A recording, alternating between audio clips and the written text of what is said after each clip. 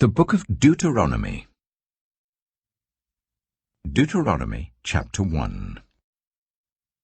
These are the words Moses spoke to all Israel in the wilderness east of the Jordan. That is, in the Arabah, opposite Suph, between Paran and Tophel-Laban, Hazeroth and Dizabad. It takes 11 days to go from Horeb to Kadesh-Barnea by the Mount Seir road. In the 40th year, on the first day of the 11th month, Moses proclaimed to the Israelites all that the Lord had commanded him concerning them. This was after he had defeated Sihon, king of the Amorites, who reigned at Heshbon, and at Edrei had defeated Og, king of Bashan, who reigned in Ashtaroth. East of the Jordan in the territory of Moab, Moses began to expound this law, saying, "The Lord our God said to us at Horeb, 'You have stayed long enough at this mountain. Break camp and advance into the hill country of the Amorites. Go to all the neighboring peoples in the Arabah, in the mountains, in the western foothills, in the Negev and along the coast, to the land of the Canaanites and to Lebanon, as far as the great river, the Euphrates. See, I have given you this land. Go in and take possession of the land that the Lord swore he would give to your fathers, to Abraham, Isaac, and Jacob, and to their descendants after them.' At that time I said to you, 'You are too heavy a burden for me to carry alone. The Lord your God has increased your numbers, so that today you are as numerous as the stars in the sky. May the Lord, the God of your ancestors, increase you 1,000 times and bless you as he has promised. But how can I bear your problems and your burdens and your disputes all by myself? Choose some wise, understanding, and respected men from each of your tribes, and I will set them over you.' You answered me, 'What you propose to do is good.' So I took the leading men of your tribes, wise and respected men, and appointed them to have authority over you, as commanders of thousands, of hundreds, of 50s, and of 10s, and as tribal officials. And I charged your judges at that time, 'Hear the disputes between your people and judge fairly, whether the case is between two Israelites or between an Israelite and a foreigner residing among you. Do not show partiality in judging. Hear both small and great alike. Do not be afraid of anyone, for judgment belongs to God. Bring me any case too hard for you, and I will hear it.' And at that time I told you everything you were to do. Then, as the Lord our God commanded us, we set out from Horeb and went towards the hill country of the Amorites, through all that vast and dreadful wilderness that you have seen. And so we reached Kadesh-Barnea. Then I said to you, 'You have reached the hill country of the Amorites, which the Lord our God is giving us. See, the Lord your God has given you the land. Go up and take possession of it, as the Lord, the God of your ancestors, told you. Do not be afraid. Do not be discouraged.' Then all of you came to me and said, 'Let us send men ahead to spy out the land for us and bring back a report about the route we are to take and the towns we will come to.' The idea seemed good to me. So I selected 12 of you, 1 man from each tribe. They left and went up into the hill country and came to the valley of Eshcol and explored it. Taking with them some of the fruit of the land, they brought it down to us and reported, 'It is a good land that the Lord our God is giving us.' But you were unwilling to go up. You rebelled against the command of the Lord your God. You grumbled in your tents and said, 'The Lord hates us, so he brought us out of Egypt to deliver us into the hands of the Amorites to destroy us. Where can we go? Our brothers have made our hearts melt in fear. They say, "The people are stronger and taller than we are. The cities are large, with walls up to the sky. We even saw the Anakites there." Then I said to you, "Do not be terrified. Do not be afraid of them. The Lord your God, who is going before you, will fight for you as he did for you in Egypt before your very eyes, and in the wilderness. There you saw how the Lord your God carried you, as a father carries his son, all the way you went until you reached this place. In spite of this, you did not trust in the Lord your God, who went ahead of you on your journey, in fire by night and in a cloud by day, to search out places for you to camp and to show you the way you should go.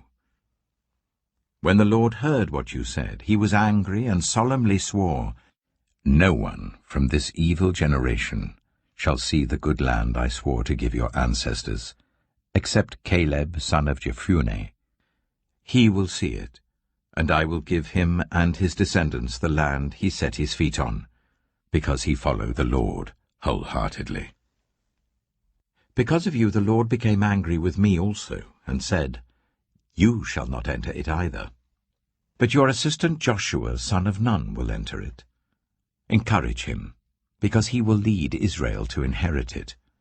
And the little ones that you said would be taken captive, your children who do not yet know good from bad, they will enter the land. I will give it to them, and they will take possession of it. But as for you, turn round and set out towards the desert along the route to the Red Sea." Then you replied, "We have sinned against the Lord. We will go up and fight as the Lord our God commanded us." So every one of you put on his weapons, thinking it easy to go up into the hill country.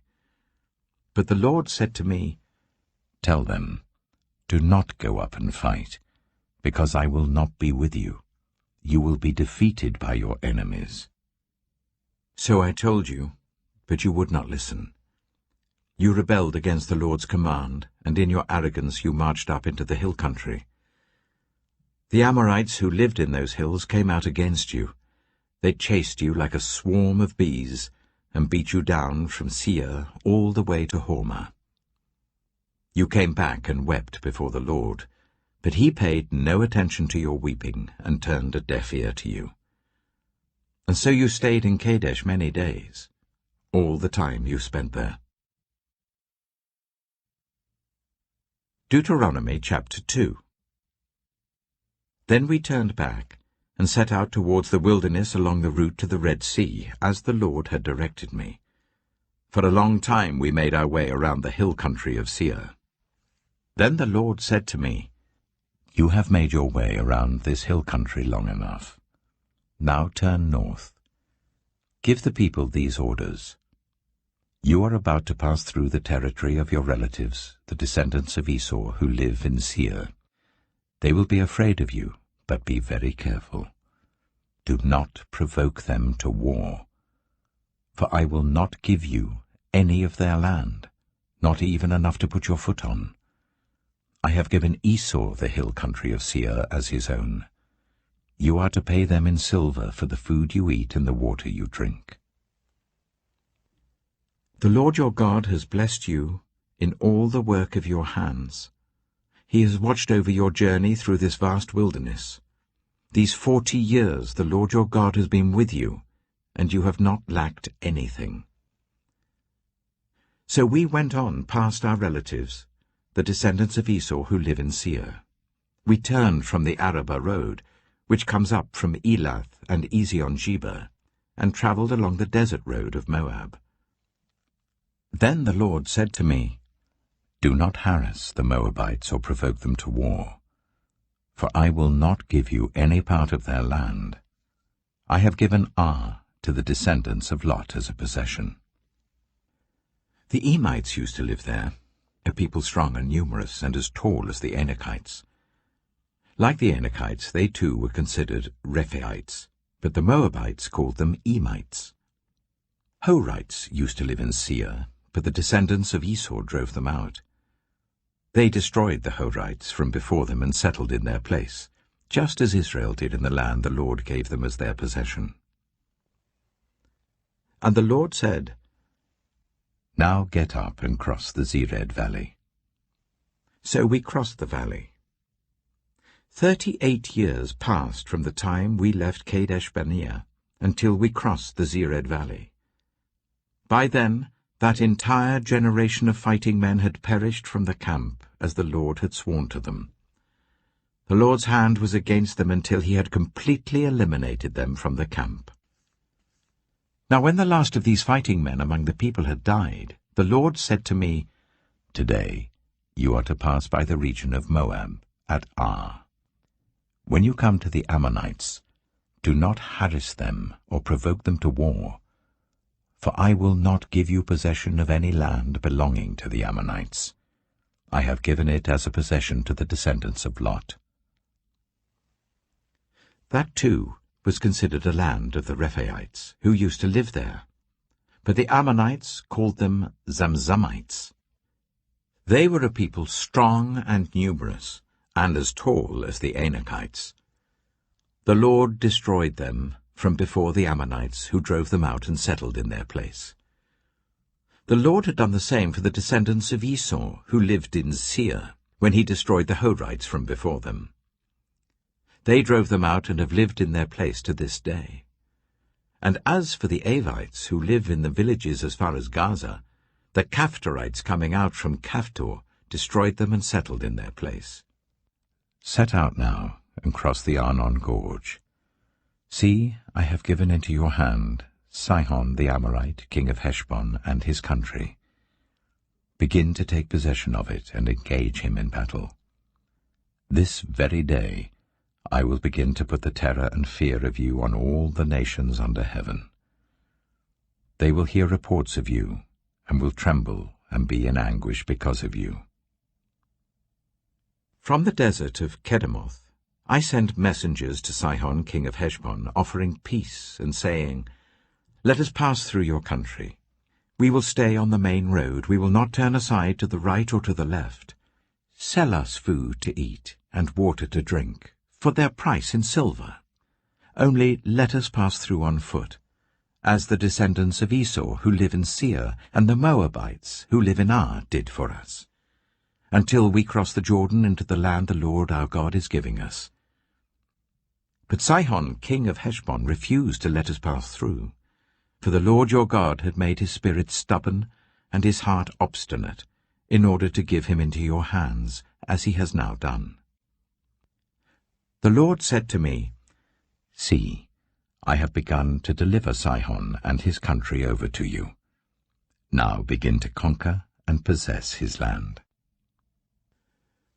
When Sihon and all his army came out to meet us in battle at Jahaz, the Lord our God delivered him over to us, and we struck him down, together with his sons and his whole army. At that time we took all his towns and completely destroyed them, men, women, and children. We left no survivors. But the livestock and the plunder from the towns we had captured we carried off for ourselves. From Aroer on the rim of the Arnon Gorge, and from the town in the gorge even as far as Gilead, not one town was too strong for us. The Lord our God gave us all of them. But in accordance with the command of the Lord our God, you did not encroach on any of the land of the Amorites, neither the land along the course of the Jabbok, nor that around the towns in the hills. Deuteronomy chapter 3. Next we turned and went up along the road towards Bashan. And Og, king of Bashan, with his whole army marched out to meet us in battle at Edrei. The Lord said to me, "Do not be afraid of him, for I have delivered him into your hands, along with his whole army and his land. Do to him what you did to Sihon, king of the Amorites, who reigned in Heshbon." So the Lord our God also gave into our hands Og, king of Bashan, and all his army. We struck them down, leaving no survivors. At that time we took all his cities. There was not one of the 60 cities that we did not take from them, the whole region of Argob, Og's kingdom in Bashan. All these cities were fortified with high walls and with gates and bars, and there were also a great many unwalled villages. We completely destroyed them, as we had done with Sihon, king of Heshbon, destroying every city, men, women, and children.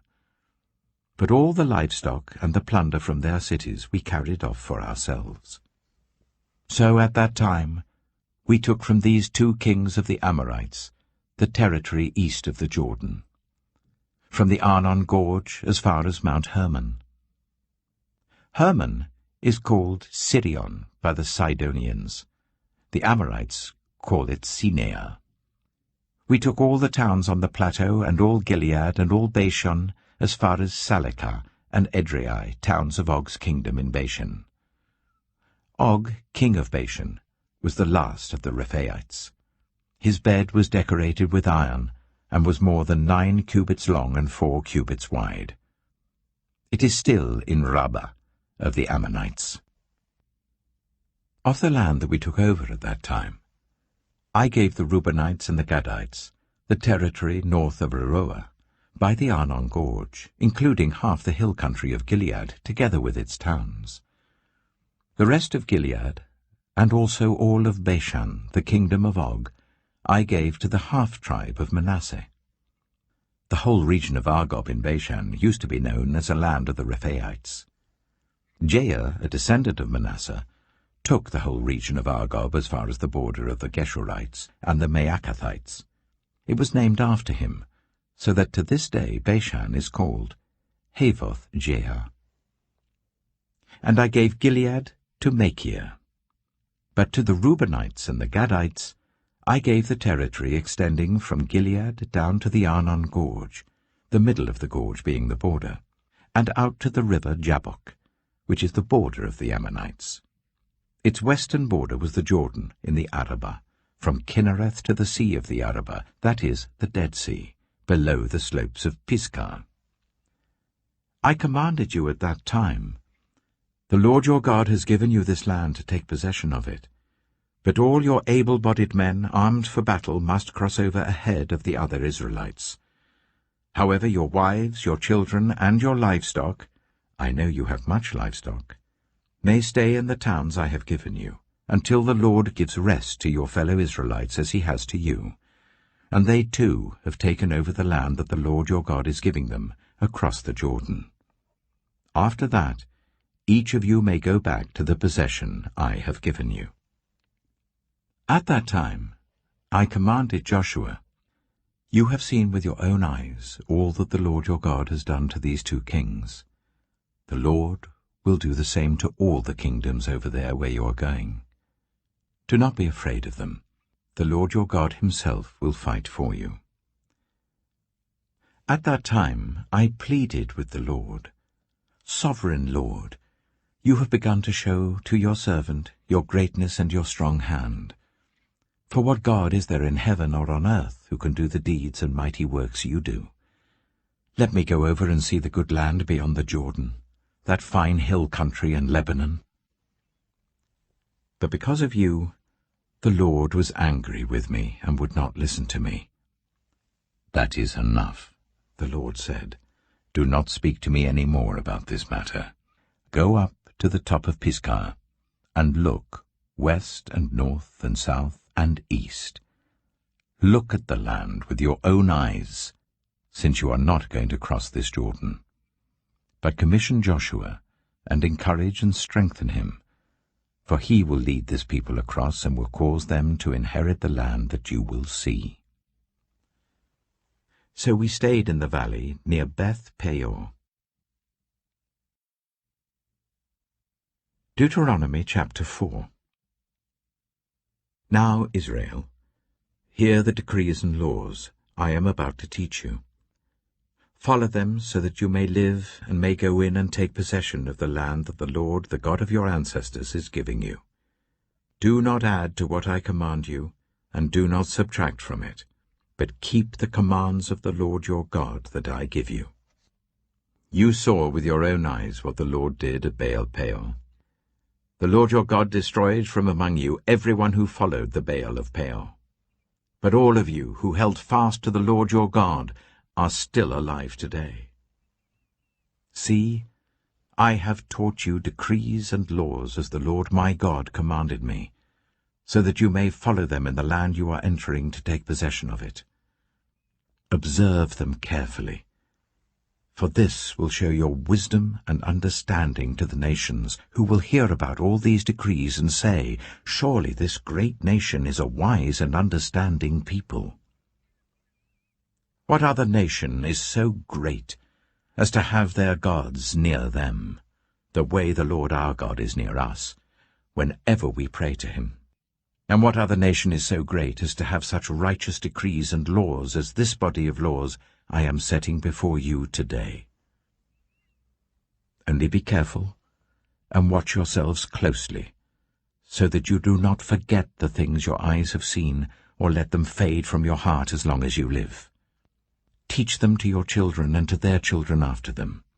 Remember the day you stood before the Lord your God at Horeb, when he said to me, Assemble the people before me to hear my words, so that they may learn to revere me as long as they live in the land, and may teach them to their children. You came near and stood at the foot of the mountain, while it blazed with fire to the very heavens, with black clouds and deep darkness. Then the Lord spoke to you out of the fire. You heard the sounds of words, but saw no form. There was only a voice. He declared to you his covenant, the 10 Commandments, which he commanded you to follow, and then wrote them on 2 stone tablets. And the Lord directed me at that time to teach you the decrees and laws you are to follow in the land that you are crossing the Jordan to possess. You saw no form of any kind the day the Lord spoke to you at Horeb out of the fire. Therefore watch yourselves very carefully, so that you do not become corrupt and make for yourselves an idol, an image of any shape, whether formed like a man or a woman, or like any animal on earth, or any bird that flies in the air, or like any creature that moves along the ground, or any fish in the waters below. And when you look up to the sky and see the sun, the moon, and the stars, all the heavenly array, do not be enticed into bowing down to them and worshipping things the Lord your God has apportioned to all the nations under heaven. But as for you, the Lord took you and brought you out of the iron-smelting furnace, out of Egypt, to be the people of his inheritance, as you now are. The Lord was angry with me because of you, and he solemnly swore that I would not cross the Jordan and enter the good land the Lord your God is giving you as your inheritance. I will die in this land. I will not cross the Jordan. But you are about to cross over and take possession of that good land. Be careful not to forget the covenant of the Lord your God that he made with you. Do not make for yourselves an idol in the form of anything the Lord your God has forbidden. For the Lord your God is a consuming fire, a jealous God. After you have had children and grandchildren, and have lived in the land a long time, if you then become corrupt and make any kind of idol, doing evil in the eyes of the Lord your God and arousing his anger, I call the heavens and the earth as witnesses against you this day, that you will quickly perish from the land that you are crossing the Jordan to possess. You will not live there long, but will certainly be destroyed. The Lord will scatter you among the peoples, and only a few of you will survive among the nations to which the Lord will drive you. There you will worship man-made gods of wood and stone, which cannot see or hear or eat or smell. But if from there you seek the Lord your God, you will find him if you seek him with all your heart and with all your soul. When you are in distress and all these things have happened to you, then in later days you will return to the Lord your God and obey him. For the Lord your God is a merciful God. He will not abandon or destroy you or forget the covenant with your ancestors, which he confirmed to them by oath.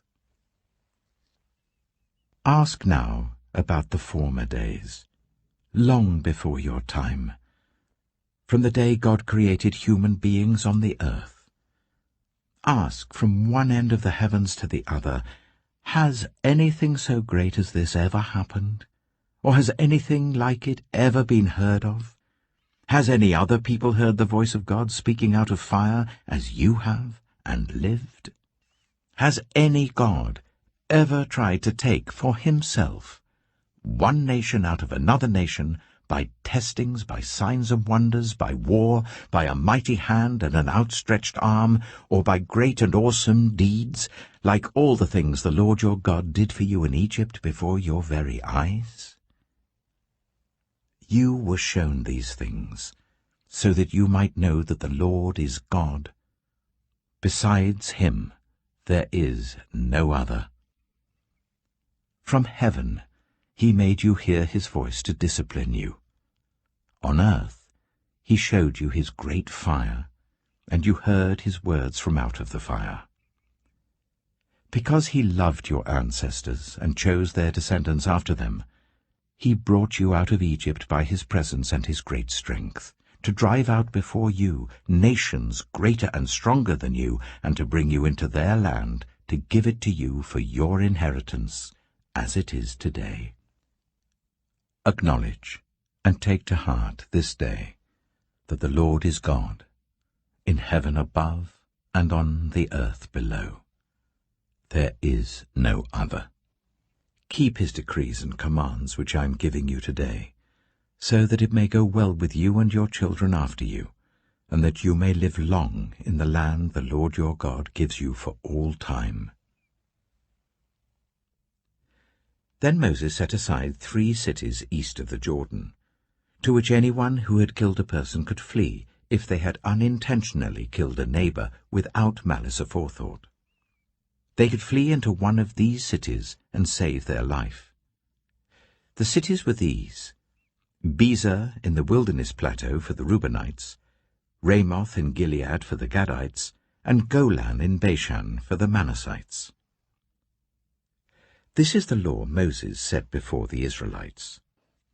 These are the stipulations, decrees, and laws Moses gave them when they came out of Egypt, and were in the valley near Beth-peor east of the Jordan, in the land of Sihon, king of the Amorites, who reigned in Heshbon and was defeated by Moses and the Israelites as they came out of Egypt.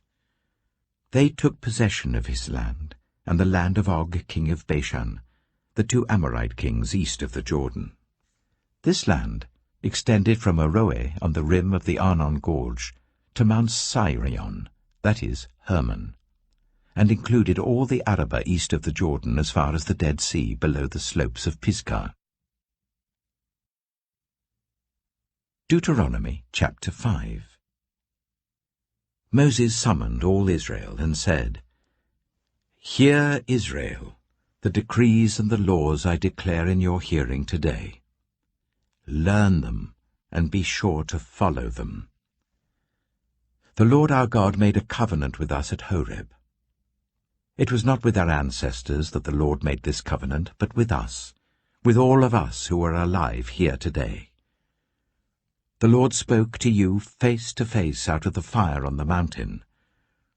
At that time I stood between the Lord and you to declare to you the word of the Lord, because you were afraid of the fire and did not go up the mountain. And he said, I am the Lord your God, who brought you out of Egypt, out of the land of slavery. You shall have no other gods before me. You shall not make for yourself an image in the form of anything in heaven above, or on the earth beneath, or in the waters below. You shall not bow down to them, or worship them. For I, the Lord your God, am a jealous God, punishing the children for the sin of the parents to the 3rd and 4th generation of those who hate me, but showing love to 1,000 generations of those who love me and keep my commandments. You shall not misuse the name of the Lord your God, for the Lord will not hold anyone guiltless who misuses his name. Observe the Sabbath day by keeping it holy, as the Lord your God has commanded you. 6 days you shall labor and do all your work, but the 7th day is a Sabbath to the Lord your God. On it you shall not do any work, neither you, nor your son or daughter, nor your male or female servant, nor your ox, your donkey, or any of your animals, nor any foreigner residing in your towns, so that your male and female servants may rest, as you do. Remember that you were slaves in Egypt, and that the Lord your God brought you out of there with a mighty hand and an outstretched arm. Therefore the Lord your God has commanded you to observe the Sabbath day. Honor your father and your mother, as the Lord your God has commanded you, so that you may live long, and that it may go well with you in the land the Lord your God is giving you. You shall not murder. You shall not commit adultery. You shall not steal. You shall not give false testimony against your neighbor. You shall not covet your neighbor's wife. You shall not set your desire on your neighbor's house or land, his male or female servant, his ox or donkey, or anything that belongs to your neighbor. These are the commandments the Lord proclaimed in a loud voice to your whole assembly there on the mountain from out of the fire, the cloud, and the deep darkness, and he added nothing more. Then he wrote them on 2 stone tablets and gave them to me. When you heard the voice out of the darkness, while the mountain was ablaze with fire, all the leaders of your tribes and your elders came to me. And you said, "The Lord our God has shown us his glory and his majesty, and we have heard his voice from the fire. Today we have seen that a person can live, even if God speaks with them. But now, why should we die? This great fire will consume us, and we will die if we hear the voice of the Lord our God any longer. For what mortal has ever heard the voice of the living God speaking out of fire, as we have, and survived? Go near and listen to all that the Lord our God says. Then tell us whatever the Lord our God tells you. We will listen and obey."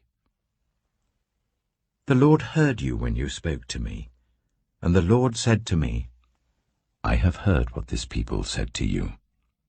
Everything they said was good.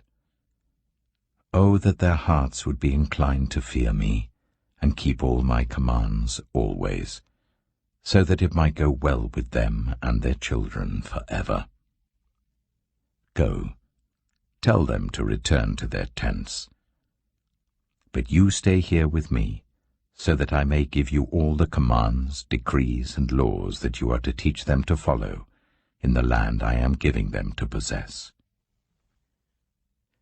So be careful to do what the Lord your God has commanded you. Do not turn aside to the right or to the left. Walk in obedience to all that the Lord your God has commanded you, so that you may live and prosper and prolong your days in the land that you will possess. Deuteronomy chapter 6. These are the commands, decrees, and laws the Lord your God directed me to teach you, to observe in the land you are crossing the Jordan to possess, so that you, your children, and their children after them, may fear the Lord your God as long as you live, by keeping all his decrees and commands that I give you, and so that you may enjoy long life. Hear, Israel, and be careful to obey, so that it may go well with you, and that you may increase greatly in a land flowing with milk and honey, just as the Lord, the God of your ancestors, promised you. Hear, O Israel, the Lord our God, the Lord is one. Love the Lord your God with all your heart, and with all your soul, and with all your strength. These commandments that I give you today are to be on your hearts. Impress them on your children. Talk about them when you sit at home and when you walk along the road, when you lie down and when you get up. Tie them as symbols on your hands and bind them on your foreheads. Write them on the door frames of your houses and on your gates. When the Lord your God brings you into the land he swore to your fathers, to Abraham, Isaac, and Jacob, to give you a land with large, flourishing cities you did not build, houses filled with all kinds of good things you did not provide, wells you did not dig, and vineyards and olive groves you did not plant. Then when you eat and are satisfied, be careful that you do not forget the Lord who brought you out of Egypt, out of the land of slavery. Fear the Lord your God. Serve him only, and take your oaths in his name. Do not follow other gods, the gods of the peoples around you. For the Lord your God who is among you is a jealous God, and his anger will burn against you, and he will destroy you from the face of the land. Do not put the Lord your God to test as you did at Massah. Be sure to keep the commands of the Lord your God and the stipulations and decrees he has given you. Do what is right and good in the Lord's sight, so that it may go well with you, and you may go in and take over the good land that the Lord promised on oath to your ancestors, thrusting out all your enemies before you, as the Lord said. In the future, when your son asks you, "What is the meaning of the stipulations, decrees, and laws the Lord our God has commanded you?" tell him, "We were slaves of Pharaoh in Egypt, but the Lord brought us out of Egypt with a mighty hand. Before our eyes the Lord sent signs and wonders, great and terrible, on Egypt and Pharaoh and his whole household. But he brought us out from there, to bring us in and give us the land that he promised on oath to our ancestors. The Lord commanded us to obey all these decrees and to fear the Lord our God, so that we might always prosper and be kept alive, as is the case today. And if we are careful to obey all this law before the Lord our God, as he has commanded us, that will be our righteousness." Deuteronomy chapter 7. When the Lord your God brings you into the land you are entering to possess, and drives out before you many nations, the Hittites, Girgashites, Amorites, Canaanites, Perizzites, Hivites, and Jebusites, 7 nations larger and stronger than you, and when the Lord your God has delivered them over to you and you have defeated them, then you must destroy them totally. Make no treaty with them, and show them no mercy. Do not intermarry with them. Do not give your daughters to their sons, or take their daughters for your sons, for they will turn your children away from following me to serve other gods, and the Lord's anger will burn against you and will quickly destroy you. This is what you are to do to them. Break down their altars, smash their sacred stones, cut down their Asherah poles, and burn their idols in the fire. For you are a people holy to the Lord your God. The Lord your God has chosen you out of all the peoples on the face of the earth to be his people, his treasured possession. The Lord did not set his affection on you and choose you because you were more numerous than other peoples, for you were the fewest of all peoples. But it was because the Lord loved you and kept the oath he swore to your ancestors, that he brought you out with a mighty hand and redeemed you from the land of slavery, from the power of Pharaoh king of Egypt. Know therefore that the Lord your God is God. He is the faithful God, keeping his covenant of love to 1,000 generations of those who love him and keep his commandments. But those who hate him he will repay to their face by destruction. He will not be slow to repay to their face those who hate him. Therefore take care to follow the commands, decrees, and laws I give you today. If you pay attention to these laws and are careful to follow them, then the Lord your God will keep his covenant of love with you as he swore to your ancestors. He will love you and bless you and increase your numbers. He will bless the fruit of your womb, the crops of your land, your corn, new wine, and oil, the calves of your herds, and the lambs of your flocks in the land that he swore to your ancestors to give you. You will be blessed more than any other people. None of your men or women will be childless, nor any of your livestock without young. The Lord will keep you free from every disease. He will not inflict on you the horrible diseases you knew in Egypt, but he will inflict them on all who hate you. You must destroy all the peoples the Lord your God gives over to you. Do not look on them with pity, and do not serve their gods, for that will be a snare to you. You may say to yourselves, "These nations are stronger than we are. How can we drive them out?" But do not be afraid of them. Remember well what the Lord your God did to Pharaoh and to all Egypt. You saw with your own eyes the great trials, the signs and wonders, the mighty hand and outstretched arm with which the Lord your God brought you out. The Lord your God will do the same to all the peoples you now fear. Moreover, the Lord your God will send the hornet among them until even the survivors who hide from you have perished. Do not be terrified by them, for the Lord your God who is among you is a great and awesome God. The Lord your God will drive out those nations before you little by little. You will not be allowed to eliminate them all at once, or the wild animals will multiply around you. But the Lord your God will deliver them over to you, throwing them into great confusion until they are destroyed. He will give their kings into your hand, and you will wipe out their names from under heaven. No one will be able to stand up against you. You will destroy them. The images of their gods you are to burn in the fire.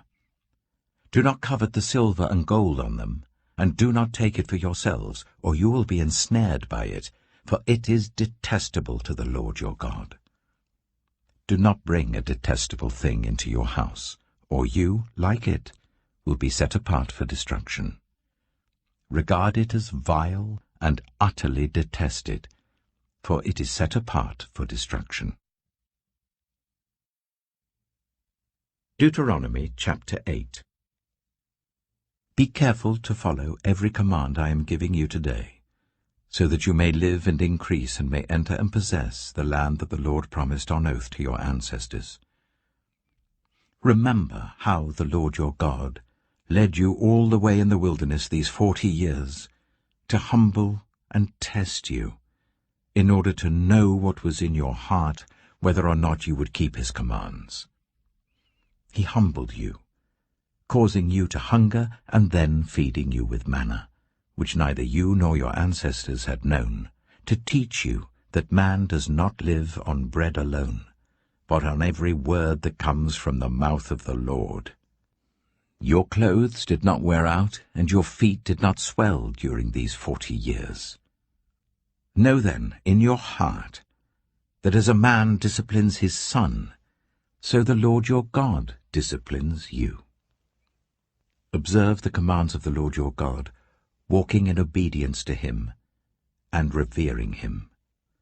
For the Lord your God is bringing you into a good land, a land with brooks, streams, and deep springs gushing out into the valleys and hills, a land with wheat and barley, vines and fig trees, pomegranates, olive oil and honey, a land where bread will not be scarce, and you will lack nothing, a land where the rocks are iron, and you can dig copper out of the hills.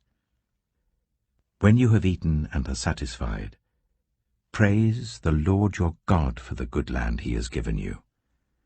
Be careful that you do not forget the Lord your God, failing to observe his commands, his laws, and his decrees that I am giving you this day.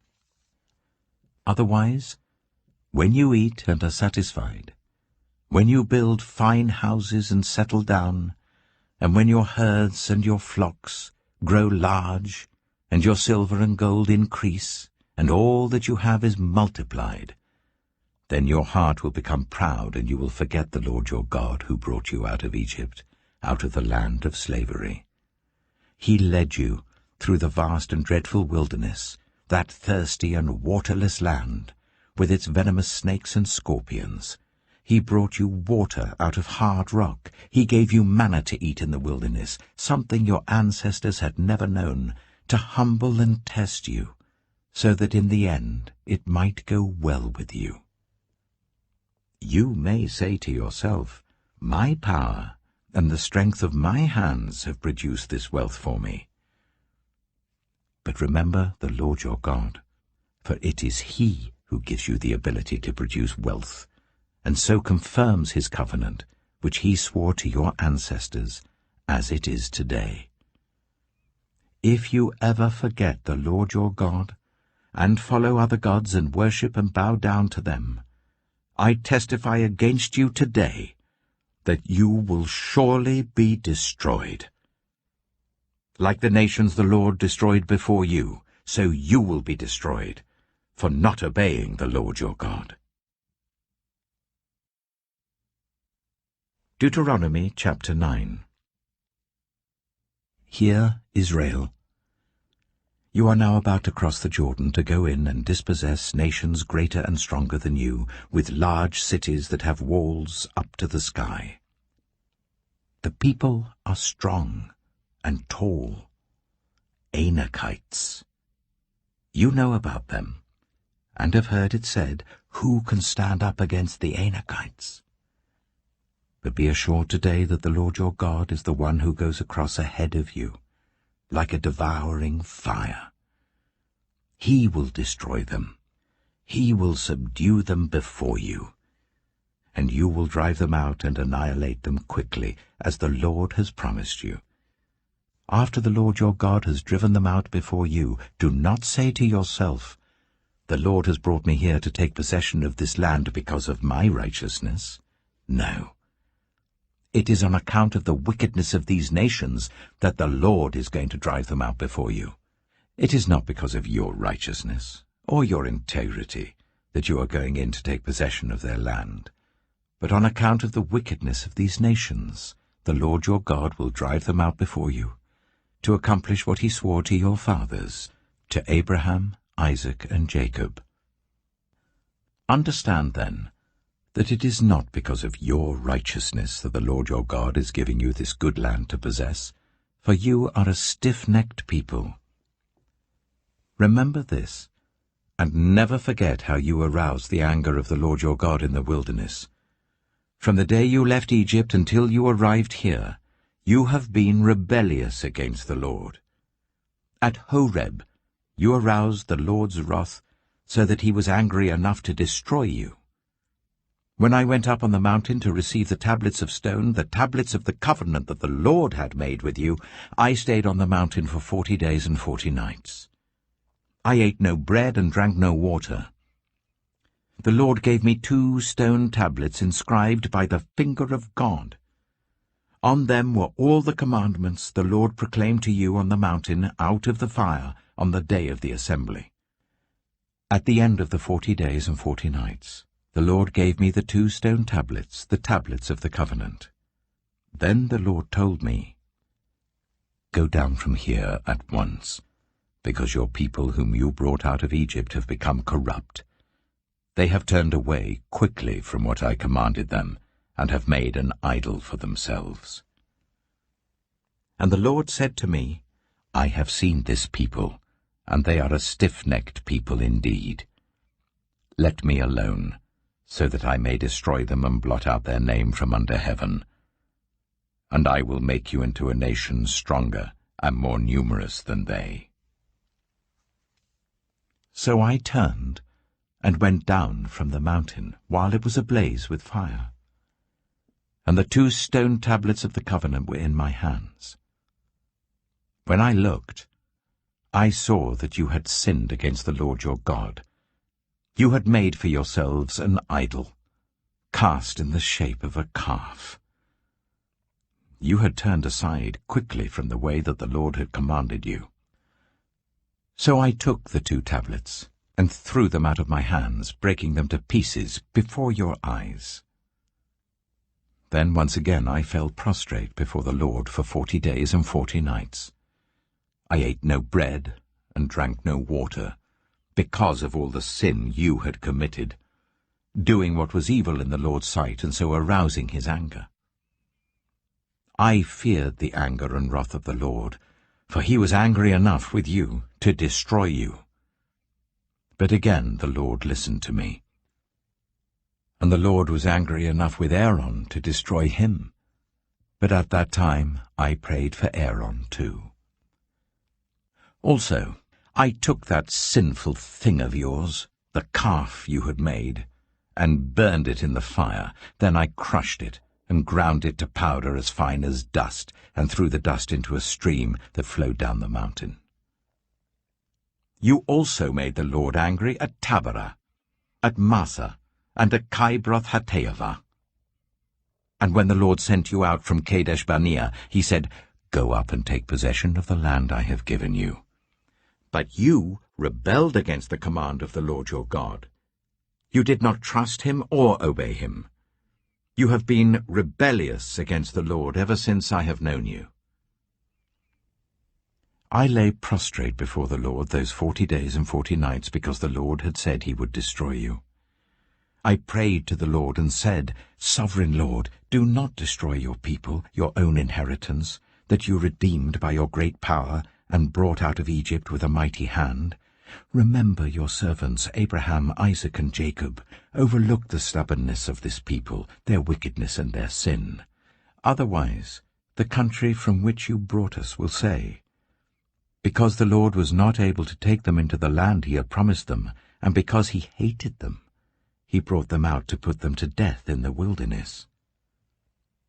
But they are your people, your inheritance, that you brought out by your great power and your outstretched arm." Deuteronomy chapter 10. At that time the Lord said to me, "Chisel out 2 stone tablets like the first ones, and come up to me on the mountain. Also make a wooden ark. I will write on the tablets the words that were on the first tablets which you broke. Then you are to put them in the ark." So I made the ark out of acacia wood, and chiseled out 2 stone tablets like the first ones, and I went up on the mountain with the 2 tablets in my hands. The Lord wrote on these tablets what he had written before, the 10 commandments he had proclaimed to you on the mountain out of the fire on the day of the assembly.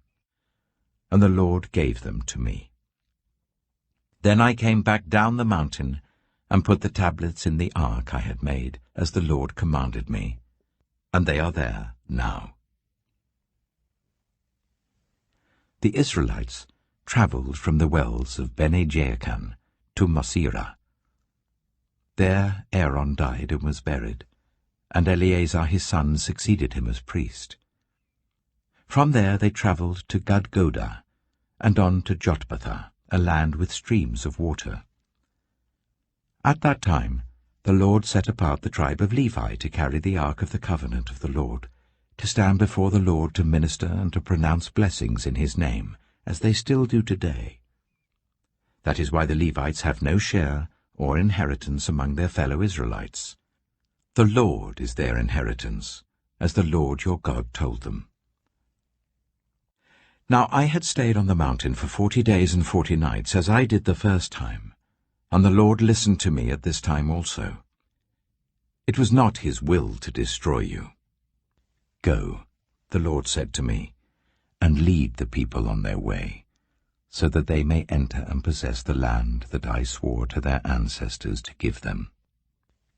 And now, Israel, what does the Lord your God ask of you, but to fear the Lord your God, to walk in obedience to him, to love him, to serve the Lord your God with all your heart and with all your soul, and to observe the Lord's commands and decrees that I am giving you today for your own good. To the Lord your God belong the heavens, even the highest heavens, the earth, and everything in it. Yet the Lord set his affection on your ancestors and loved them, and he chose you, their descendants, above all the nations, as it is today. Circumcise your hearts, therefore, and do not be stiff-necked any longer. For the Lord your God is God of gods and Lord of lords, the great God, mighty and awesome, who shows no partiality and accepts no bribes. He defends the cause of the fatherless and the widow, and loves the foreigner residing among you, giving them food and clothing. And you are to love those who are foreigners, for you yourselves were foreigners in Egypt. Fear the Lord your God and serve him. Hold fast to him, and take your oaths in his name. He is your praise. He is your God, who performed for you those great and awesome wonders you saw with your own eyes. Your ancestors, who went down into Egypt, were 70 in all. And now the Lord your God has made you as numerous as the stars in the sky. Deuteronomy chapter 11. Love the Lord your God and keep his requirements, his decrees, his laws, and his commands always. Remember today that your children were not the ones who saw and experienced the discipline of the Lord your God, his majesty, his mighty hand, his outstretched arm, the signs he performed and the things he did in the heart of Egypt, both to Pharaoh king of Egypt and to his whole country. What he did to the Egyptian army, to its horses and chariots, how he overwhelmed them with the waters of the Red Sea as they were pursuing you, and how the Lord brought lasting ruin on them. It was not your children who saw what he did for you in the wilderness until you arrived at this place. And what he did to Dathan and Abiram, sons of Eliab the Reubenite, when the earth opened its mouth right in the middle of all Israel and swallowed them up with their households, their tents, and every living thing that belonged to them. But it was your own eyes that saw all these great things the Lord has done. Observe, therefore, all the commands I am giving you today, so that you may have the strength to go in and take over the land you are crossing the Jordan to possess, and so that you may live long in the land that the Lord swore to your ancestors, to give them and their descendants, a land flowing with milk and honey. The land you are entering to take over is not like the land of Egypt from which you have come, where you planted your seed and irrigated it by foot, as in a vegetable garden. But the land you are crossing the Jordan to take possession of is a land of mountains and valleys that drinks rain from heaven. It is a land the Lord your God cares for. The eyes of the Lord your God are continually on it from the beginning of the year to its end. So if you faithfully obey the commands I am giving you today, to love the Lord your God and to serve him with all your heart and with all your soul, then I will send rain on your land in its season, both autumn and spring rains, so that you may gather in your corn, new wine, and olive oil. I will provide grass in the fields for your cattle, and you will eat and be satisfied. Be careful, or you will be enticed to turn away and worship other gods and bow down to them. Then the Lord's anger will burn against you, and he will shut up the heavens so that it will not rain, and the ground will yield no produce, and you will soon perish from the good land the Lord is giving you. Fix these words of mine in your hearts and minds. Tie them as symbols on your hands and bind them on your foreheads. Teach them to your children, talking about them when you sit at home and when you walk along the road, when you lie down and when you get up. Write them on the door frames of your houses and on your gates, so that your days and the days of your children may be many in the land that the Lord swore to give your ancestors, as many as the days that the heavens are above the earth. If you carefully observe all these commands I am giving you to follow, to love the Lord your God, to walk in obedience to him and to hold fast to him, then the Lord will drive out all these nations before you, and you will dispossess nations larger and stronger than you. Every place where you set your foot will be yours. Your territory will extend from the desert to Lebanon, and from the river Euphrates to the Mediterranean Sea. no one will be able to stand against you. The Lord your God, as he promised you, will put the terror and fear of you on the whole land, wherever you go. See, I am setting before you today a blessing and a curse. The blessing, if you obey the commands of the Lord your God that I am giving you today. The curse, if you disobey the commands of the Lord your God, and turn from the way that I command you today by following other gods, which you have not known. When the Lord your God has brought you into the land you are entering to possess, you are to proclaim on Mount Gerizim the blessings, and on Mount Ebal the curses. As you know, these mountains are across the Jordan, westward towards the setting sun, near the great trees of Moreh, in the territory of those Canaanites living in the Arabah, in the vicinity of Gilgal. You are about to cross the Jordan to enter and take possession of the land the Lord your God is giving you. When you have taken it over and are living there, be sure that you obey all the decrees and laws I am setting before you today. Deuteronomy chapter 12. These are the decrees and laws you must be careful to follow in the land that the Lord, the God of your ancestors, has given you to possess, as long as you live in the land.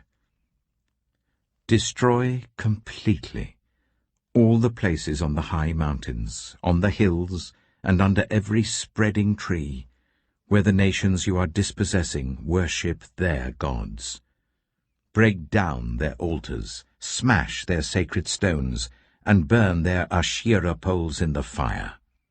Cut down the idols of their gods and wipe out their names from those places. You must not worship the Lord your God in their way. But you are to seek the place the Lord your God will choose from among all your tribes to put his name there for his dwelling. To that place you must go. There bring your burnt offerings and sacrifices, your tithes and special gifts, what you have vowed to give, and your freewill offerings, and the firstborn of your herds and flocks. There, in the presence of the Lord your God, you and your families shall eat and shall rejoice in everything you have put your hand to, because the Lord your God has blessed you. You are not to do, as we do here today, everyone doing as they see fit, since you have not yet reached the resting place and the inheritance the Lord your God is giving you. But you will cross the Jordan and settle in the land the Lord your God is giving you as an inheritance, and he will give you rest from all your enemies around you, so that you will live in safety.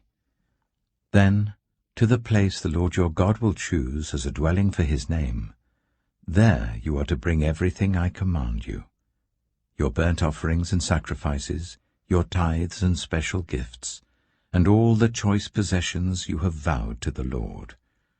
And there rejoice before the Lord your God, you, your sons and daughters, your male and female servants, and the Levites from your towns, who have no land allotted to them or any inheritance of their own. Be careful not to sacrifice your burnt offerings anywhere you please. Offer them only at the place the Lord will choose in one of your tribes, and there observe everything I command you. Nevertheless, you may slaughter your animals in any of your towns, and eat as much of the meat as you want, as if it were gazelle or deer, according to the blessing the Lord your God gives you. Both the ceremonially unclean and the clean may eat it. But you must not eat the blood. Pour it on the ground like water. You must not eat in your own towns the tithe of your corn and new wine and olive oil, or the firstborn of your herds and flocks, or whatever you have vowed to give, or your freewill offerings or special gifts. Instead, you are to eat them in the presence of the Lord your God at the place the Lord your God will choose. You, your sons and daughters, your male and female servants, and the Levites from your towns. And you are to rejoice before the Lord your God in everything you put your hand to. Be careful not to neglect the Levites as long as you live in your land. When the Lord your God has enlarged your territory as he promised you, and you crave meat, and say, I would like some meat, then you may eat as much of it as you want. If the place where the Lord your God chooses to put his name is too far away from you, you may slaughter animals from the herds and flocks the Lord has given you as I have commanded you, and in your own towns you may eat as much of them as you want. Eat them as you would gazelle or deer. Both the ceremonially unclean and the clean may eat. But be sure you do not eat the blood, because the blood is the life, and you must not eat the life with the meat. You must not eat the blood. Pour it on the ground like water. Do not eat it, so that it may go well with you and your children after you, because you will be doing what is right in the eyes of the Lord. But take your consecrated things, and whatever you have vowed to give, and go to the place the Lord will choose. Present your burnt offerings on the altar of the Lord your God, both the meat and the blood. The blood of your sacrifices must be poured beside the altar of the Lord your God, but you may eat the meat. Be careful to obey all these regulations I am giving you, so that it may always go well with you and your children after you, because you will be doing what is good and right in the eyes of the Lord your God. The Lord your God will cut off before you the nations you are about to invade and dispossess. But when you have driven them out and settled in their land, and after they have been destroyed before you, be careful not to be ensnared by inquiring about their gods, saying, How do these nations serve their gods? We will do the same. You must not worship the Lord your God in their way, because in worshipping their gods, they do all kinds of detestable things the Lord hates. They even burn their sons and daughters in the fire as sacrifices to their gods. See that you do all I command you. Do not add to it or take away from it. Deuteronomy chapter 13. If a prophet, or one who foretells by dreams, appears among you and announces to you a sign or wonder, and if the sign or wonder spoken of takes place, and the prophet says, Let us follow other gods, gods you have not known, and let us worship them, you must not listen to the words of that prophet or dreamer. The Lord your God is testing you to find out whether you love him with all your heart and with all your soul. It is the Lord your God you must follow, and him you must revere. Keep his commands and obey him, serve him and hold fast to him. That prophet or dreamer must be put to death for inciting rebellion against the Lord your God, who brought you out of Egypt and redeemed you from the land of slavery. That prophet or dreamer tried to turn you from the way the Lord your God commanded you to follow. You must purge the evil from among you. If your very own brother, or your son or daughter, or the wife you love, or your closest friend secretly entices you, saying, Let us go and worship other gods, gods that neither you nor your ancestors have known, gods of the peoples around you, whether near or far, from one end of the land to the other. Do not yield to them or listen to them. Show them no pity. Do not spare them or shield them. You must certainly put them to death. Your hand must be the first in putting them to death, and then the hands of all the people. Stone them to death, because they tried to turn you away from the Lord your God, who brought you out of Egypt, out of the land of slavery. Then all Israel will hear and be afraid, and no one among you will do such an evil thing again. If you hear it said about one of the towns the Lord your God is giving you to live in, that troublemakers have arisen among you and have led the people of their town astray, saying, Let us go and worship other gods, gods you have not known, then you must inquire, probe, and investigate it thoroughly. And if it is true, and it has been proved that this detestable thing has been done among you, you must certainly put to the sword all who live in that town. You must destroy it completely, both its people and its livestock. You are to gather all the plunder of the town into the middle of the public square, and completely burn the town and all its plunder as a whole burnt offering to the Lord your God. That town is to remain a ruin forever, never to be rebuilt, and none of the condemned things are to be found in your hands. Then the Lord will turn from his fierce anger, will show you mercy, and will have compassion on you. He will increase your numbers as he promised on oath to your ancestors, because you obey the Lord your God by keeping all his commands that I am giving you today, and doing what is right in his eyes.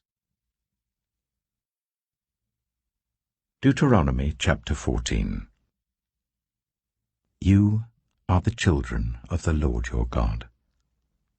Do not cut yourselves, or shave the front of your heads for the dead, for you are a people holy to the Lord your God. Out of all the peoples on the face of the earth, the Lord has chosen you to be his treasured possession. Do not eat any detestable thing. These are the animals you may eat: the ox, the sheep, the goat, the deer, the gazelle, the roe deer, the wild goat, the ibex, the antelope, and the mountain sheep. You may eat any animal that has a divided hoof and that chews the cud. However, of those that chew the cud, or that have a divided hoof, you may not eat the camel, the hare, or the hyrax. Although they chew the cud, they do not have a divided hoof. They are ceremonially unclean for you. The pig is also unclean.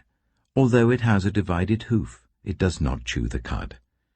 You are not to eat their meat or touch their carcasses. Of all the creatures living in the water, you may eat any that has fins and scales. But anything that does not have fins and scales you may not eat. For you it is unclean. You may eat any clean bird, but these you may not eat: the eagle, the vulture, the black vulture, the red kite, the black kite, any kind of falcon, any kind of raven, the horned owl, the screech owl, the gull, any kind of hawk, the little owl, the great owl, the white owl, the desert owl, the osprey, the cormorant, the stork, any kind of heron, the hoopoe, and the bat. All flying insects are unclean to you. Do not eat them. But any winged creature that is clean you may eat. Do not eat anything you find already dead. You may give it to the foreigner residing in any of your towns, and they may eat it, or you may sell it to any other foreigner. But you are a people holy to the Lord your God. Do not cook a young goat in its mother's milk. Be sure to set aside 1/10 of all that your fields produce each year. Eat the tithe of your corn, new wine and olive oil, and the firstborn of your herds and flocks in the presence of the Lord your God, at the place he will choose as a dwelling for his name, so that you may learn to revere the Lord your God always. But if that place is too distant, and you have been blessed by the Lord your God and cannot carry your tithe, because the place where the Lord will choose to put his name is so far away, then exchange your tithe for silver, and take the silver with you and go to the place the Lord your God will choose.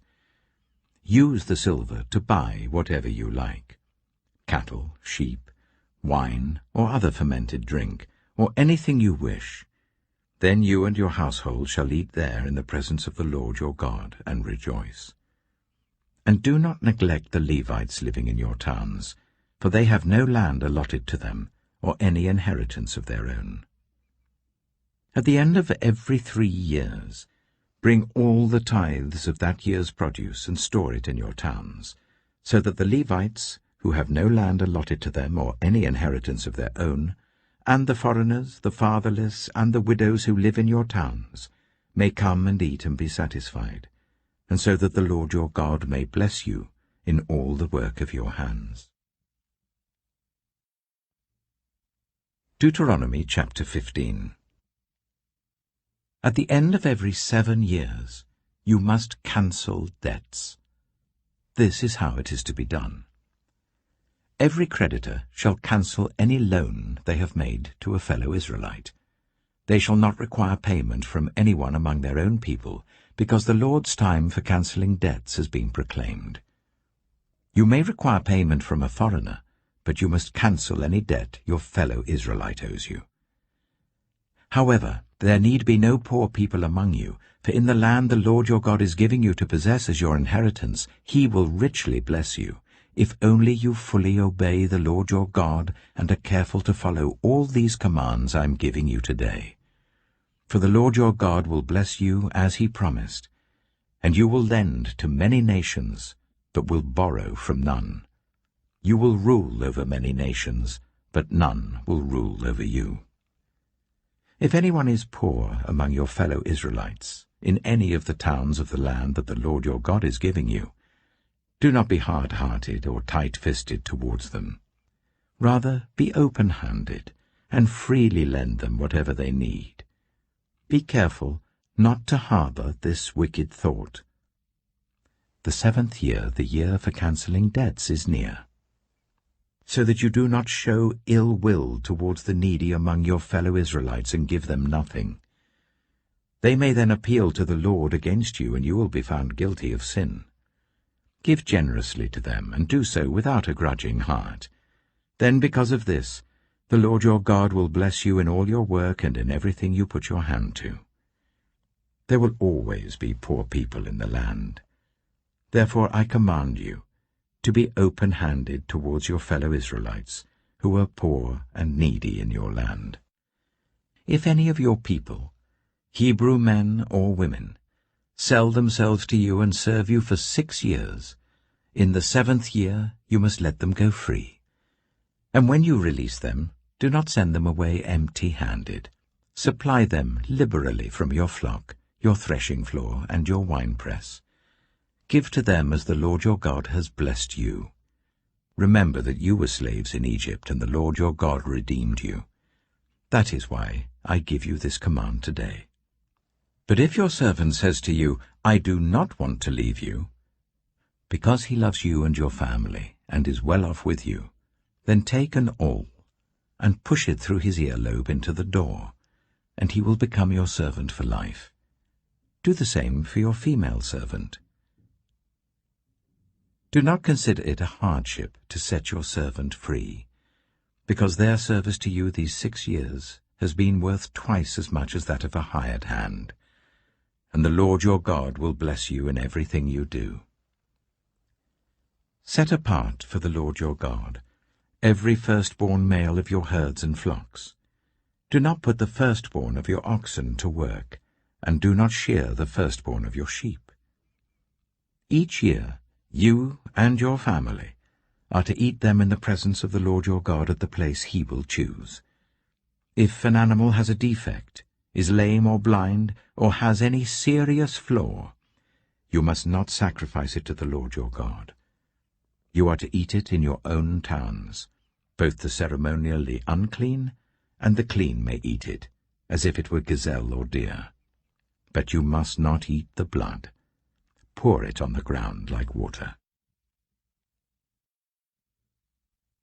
Deuteronomy chapter 16.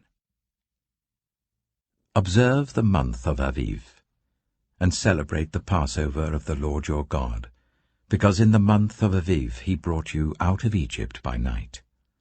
Sacrifice as the Passover to the Lord your God an animal from your flock or herd at the place the Lord will choose as a dwelling for his name. Do not eat it with bread made with yeast, but for 7 days eat unleavened bread, the bread of affliction, because you left Egypt in haste, so that all the days of your life you may remember the time of your departure from Egypt. Let no yeast be found in your possession in all your land for 7 days. Do not let any of the meat you sacrifice on the evening of the first day remain until morning. You must not sacrifice the Passover in any town the Lord your God gives you, except in the place he will choose as a dwelling for his name. There you must sacrifice the Passover in the evening, when the sun goes down, on the anniversary of your departure from Egypt. Roast it and eat it at the place the Lord your God will choose. Then in the morning return to your tents. For 6 days eat unleavened bread, and on the 7th day hold an assembly to the Lord your God, and do no work. Count 7 weeks from the time you begin to put the sickle to the standing corn. Then celebrate the festival of weeks to the Lord your God, by giving a free will offering in proportion to the blessings the Lord your God has given you. And rejoice before the Lord your God at the place he will choose as a dwelling for his name, you, your sons and daughters, your male and female servants, the Levites in your towns, and the foreigners, the fatherless and the widows living among you. Remember that you were slaves in Egypt, and follow carefully these decrees. Celebrate the festival of tabernacles for 7 days after you have gathered the produce of your threshing floor and your winepress. Be joyful at your festival, you, your sons and daughters, your male and female servants, and the Levites, the foreigners, the fatherless and the widows who live in your towns. For 7 days celebrate the festival to the Lord your God at the place the Lord will choose. For the Lord your God will bless you in all your harvest and in all the work of your hands, and your joy will be complete. 3 times a year all your men must appear before the Lord your God at the place he will choose, at the festival of unleavened bread, the festival of weeks, and the festival of tabernacles. No one should appear before the Lord empty-handed. Each of you must bring a gift in proportion to the way the Lord your God has blessed you. Appoint judges and officials for each of your tribes, in every town the Lord your God is giving you, and they shall judge the people fairly. Do not pervert justice or show partiality. Do not accept a bribe, for a bribe blinds the eyes of the wise and twists the words of the innocent. Follow justice, and justice alone, so that you may live and possess the land the Lord your God is giving you. Do not set up any wooden Asherah pole beside the altar you build to the Lord your God, and do not erect a sacred stone, for these the Lord your God hates. Deuteronomy chapter 17. Do not sacrifice to the Lord your God an ox or a sheep that has any defect or flaw in it, for that would be detestable to him. If a man or woman living among you in one of the towns the Lord gives you is found doing evil in the eyes of the Lord your God, in violation of his covenant, and contrary to my command, has worshipped other gods, bowing down to them, or to the sun, or the moon, or the stars in the sky, and this has been brought to your attention, then you must investigate it thoroughly. If it is true, and it has been proved that this detestable thing has been done in Israel, take the man or woman who has done this evil deed to your city gate, and stone that person to death. On the testimony of 2 or 3 witnesses a person is to be put to death, but no one is to be put to death on the testimony of only 1 witness. The hands of the witnesses must be the first in putting that person to death, and then the hands of all the people. You must purge the evil from among you. If cases come before your courts that are too difficult for you to judge, whether bloodshed, lawsuits, or assaults, take them to the place the Lord your God will choose. Go to the Levitical priests and to the judge who is in office at that time. Inquire of them, and they will give you the verdict. You must act according to the decisions they give you at the place the Lord will choose. Be careful to do everything they instruct you to do. Act according to whatever they teach you and the decisions they give you. Do not turn aside from what they tell you to the right or to the left. Anyone who shows contempt for the judge or for the priest who stands ministering there to the Lord your God is to be put to death. You must purge the evil from Israel. All the people will hear and be afraid, and will not be contemptuous again. When you enter the land the Lord your God is giving you, and have taken possession of it and settled in it, and you say, "Let us set a king over us like all the nations around us," be sure to appoint over you a king the Lord your God chooses. He must be from among your fellow Israelites. Do not place a foreigner over you, one who is not an Israelite.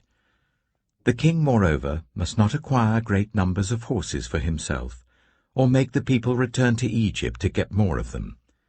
For the Lord has told you, you are not to go back that way again. He must not take many wives, or his heart will be led astray. He must not accumulate large amounts of silver and gold. When he takes the throne of his kingdom, he is to write for himself on a scroll a copy of this law, taken from that of the Levitical priests. It is to be with him, and he is to read it all the days of his life, so that he may learn to revere the Lord his God and follow carefully all the words of this law and these decrees, and not consider himself better than his fellow Israelites, and turn from the law to the right or to the left. Then he and his descendants will reign a long time over his kingdom in Israel. Deuteronomy chapter 18. The Levitical priests, indeed the whole tribe of Levi, are to have no land allotted to them or any inheritance with Israel. They shall live on the food offerings presented to the Lord, for that is their inheritance. They shall have no inheritance among their fellow Israelites. The Lord is their inheritance, as he promised them. This is the share due to the priests, from the people who sacrifice a bull or a sheep: the shoulder, the internal organs, and the meat from the head. You are to give them the first fruits of your corn, new wine, and olive oil, and the first wool from the shearing of your sheep. For the Lord your God has chosen them and their descendants out of all your tribes to stand and minister in the Lord's name always. If a Levite moves from one of your towns anywhere in Israel where he is living, and comes in all earnestness to the place the Lord will choose, he may minister in the name of the Lord his God like all his fellow Levites, who serve there in the presence of the Lord. He is to share equally in their benefits, even though he has received money from the sale of family possessions. When you enter the land the Lord your God is giving you, do not learn to imitate the detestable ways of the nations there. Let no one be found among you who sacrifices their son or daughter in the fire, who practices divination or sorcery, interprets omens, engages in witchcraft, or casts spells, or who is a medium or spiritist, or who consults the dead. Anyone who does these things is detestable to the Lord. Because of these same detestable practices, the Lord your God will drive out those nations before you. You must be blameless before the Lord your God. The nations you will dispossess listen to those who practice sorcery or divination. But as for you, the Lord your God has not permitted you to do so. The Lord your God will raise up for you a prophet like me from among you, from your fellow Israelites. You must listen to him. For this is what you asked of the Lord your God at Horeb, on the day of the assembly, when you said, "Let us not hear the voice of the Lord our God, nor see this great fire any more, or we will die." The Lord God said to me, "What they say is good. I will raise up for them a prophet like you, from among their fellow Israelites, and I will put my words in his mouth. He will tell them everything I command him. I myself will call to account anyone who does not listen to my words that the prophet speaks in my name. But a prophet who presumes to speak in my name anything I have not commanded, or a prophet who speaks in the name of other gods, is to be put to death. You may say to yourselves, "How can we know when a message has not been spoken by the Lord?" If what a prophet proclaims in the name of the Lord does not take place or come true, that is a message the Lord has not spoken. That prophet has spoken presumptuously, so do not be alarmed. Deuteronomy chapter 19. When the Lord your God has destroyed the nations whose land he is giving you, and when you have driven them out and settled in their towns and houses, then set aside for yourselves 3 cities in the land the Lord your God is giving you to possess. Determine the distances involved, and divide into 3 parts the land the Lord your God is giving you as an inheritance, so that a person who kills someone may flee for refuge to one of these cities. This is the rule concerning anyone who kills a person and flees there for safety, anyone who kills a neighbor unintentionally, without malice aforethought. For instance, a man may go into the forest with his neighbor to cut wood, and as he swings his axe to fell a tree, the head may fly off and hit his neighbor and kill him. That man may flee to one of these cities and save his life. Otherwise, the avenger of blood might pursue him in a rage, overtake him if the distance is too great, and kill him even though he is not deserving of death, since he did it to his neighbor without malice aforethought. This is why I command you to set aside for yourselves 3 cities. If the Lord your God enlarges your territory, as he promised on oath to your ancestors, and gives you the whole land he promised them, because you carefully follow all these laws I command you today, to love the Lord your God and to walk always in obedience to him, then you are to set aside 3 more cities. Do this, so that innocent blood will not be shed in your land, which the Lord your God is giving you as your inheritance, and so that you will not be guilty of bloodshed. But if, out of hate, someone lies in wait, assaults and kills a neighbor, and then flees to one of these cities, the killer shall be sent for by one of the town elders, be brought back from the city, and be handed over to the avenger of blood to die. Show no pity. You must purge from Israel the guilt of shedding innocent blood, so that it may go well with you. Do not move your neighbor's boundary stones set up by your predecessors in the inheritance you receive in the land the Lord your God is giving you to possess. One witness is not enough to convict anyone accused of any crime or offense they may have committed. A matter must be established by the testimony of 2 or 3 witnesses. If a malicious witness takes the stand to accuse someone of a crime, the 2 people involved in the dispute must stand in the presence of the Lord before the priests and the judges who are in office at the time.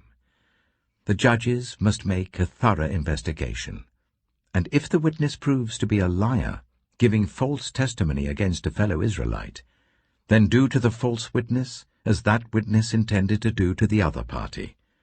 You must purge the evil from among you. The rest of the people will hear of this and be afraid, and never again will such an evil thing be done among you. Show no pity. Life for life, eye for eye, tooth for tooth, hand for hand, foot for foot. Deuteronomy chapter 20.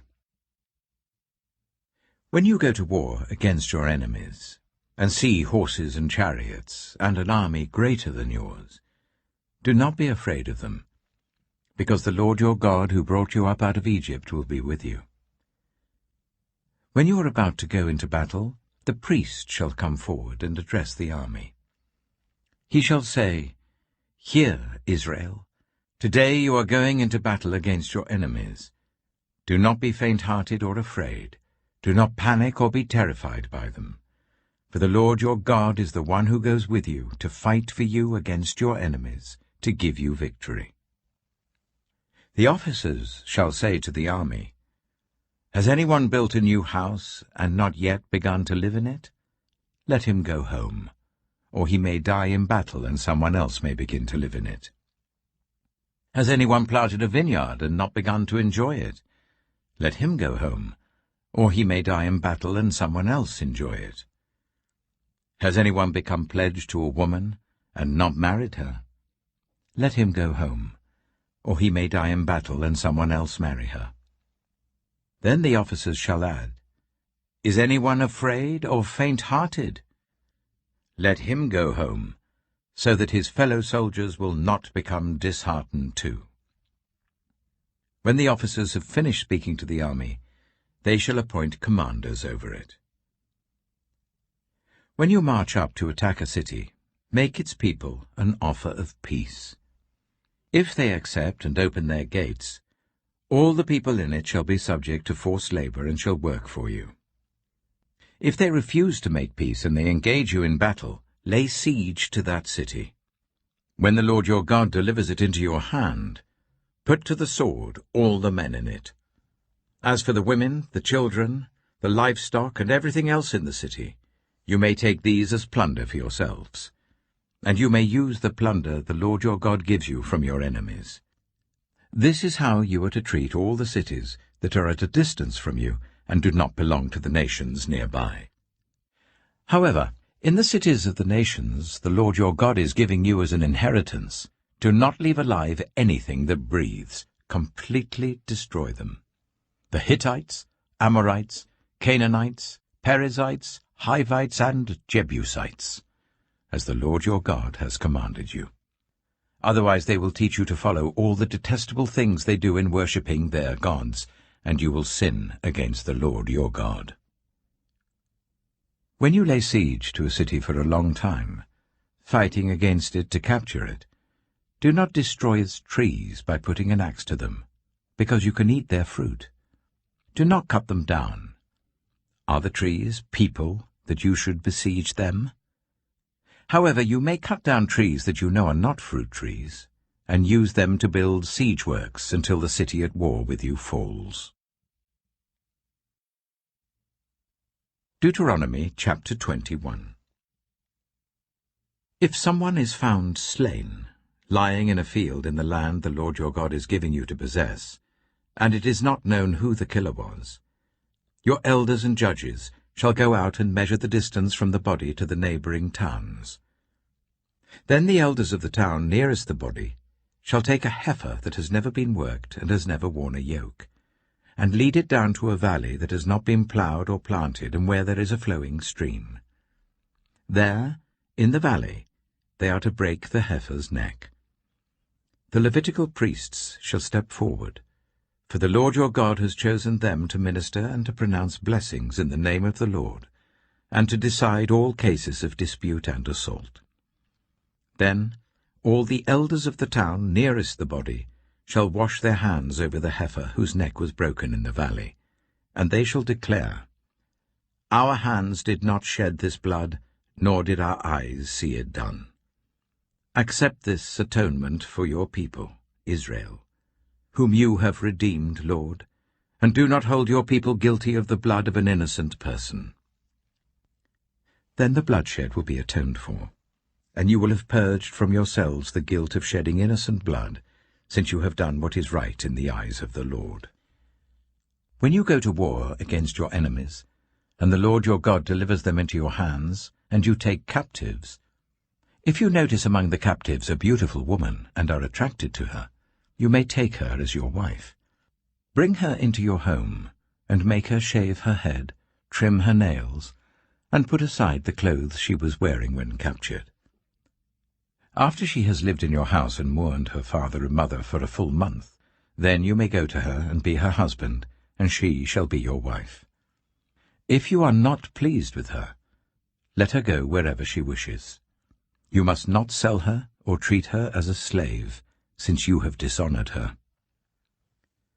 If a man has 2 wives, and he loves one but not the other, and both bear him sons, but the firstborn is the son of the wife he does not love, when he wills his property to his sons, he must not give the rights of the firstborn to the son of the wife he loves, in preference to his actual firstborn, the son of the wife he does not love. He must acknowledge the son of his unloved wife as the firstborn by giving him a double share of all he has. That son is the first sign of his father's strength. The right of the firstborn belongs to him. If someone has a stubborn and rebellious son, who does not obey his father and mother, and will not listen to them when they discipline him, his father and mother shall take hold of him, and bring him to the elders at the gate of his town. They shall say to the elders, This son of ours is stubborn and rebellious. He will not obey us. He is a glutton and a drunkard." Then all the men of his town are to stone him to death. You must purge the evil from among you. All Israel will hear of it and be afraid. If someone guilty of a capital offense is put to death and their body is exposed on a pole, you must not leave the body hanging on the pole overnight. Be sure to bury it that same day, because anyone who is hung on a pole is under God's curse. You must not desecrate the land the Lord your God is giving you as an inheritance. Deuteronomy chapter 22. If you see your fellow Israelites' ox or sheep straying, do not ignore it, but be sure to take it back to its owner. If they do not live near you, or if you do not know who owns it, take it home with you and keep it until they come looking for it. Then give it back. Do the same if you find their donkey or cloak or anything else they have lost. Do not ignore it. If you see your fellow Israelites' donkey or ox fallen on the road, do not ignore it. Help the owner to get it to its feet. A woman must not wear men's clothing, nor a man wear women's clothing, for the Lord your God detests anyone who does this. If you come across a bird's nest beside the road, either in a tree or on the ground, and the mother is sitting on the young or on the eggs, do not take the mother with the young. You may take the young, but be sure to let the mother go, so that it may go well with you and you may have a long life. When you build a new house, make a parapet around your roof, so that you may not bring the guilt of bloodshed on your house if someone falls from the roof. Do not plant two kinds of seed in your vineyard. If you do, not only the crops you plant, but also the fruit of the vineyard will be defiled. Do not plough with an ox and a donkey yoked together. Do not wear clothes of wool and linen woven together. Make tassels on the four corners of the cloak you wear. If a man takes a wife, and after sleeping with her dislikes her, and slanders her and gives her a bad name, saying, "I married this woman, but when I approached her, I did not find proof of her virginity," then the young woman's father and mother shall bring to the town elders at the gate proof that she was a virgin. Her father will say to the elders, "I gave my daughter in marriage to this man, but he dislikes her. Now he has slandered her and said, 'I did not find your daughter to be a virgin.' But here is the proof of my daughter's virginity." Then her parents shall display the cloth before the elders of the town, and the elders shall take the man and punish him. They shall fine him 100 shekels of silver, and give them to the young woman's father, because this man has given an Israelite virgin a bad name. She shall continue to be his wife. He must not divorce her as long as he lives. If, however, the charge is true, and no proof of the young woman's virginity can be found, she shall be brought to the door of her father's house, and there the men of her town shall stone her to death. She has done an outrageous thing in Israel by being promiscuous while still in her father's house.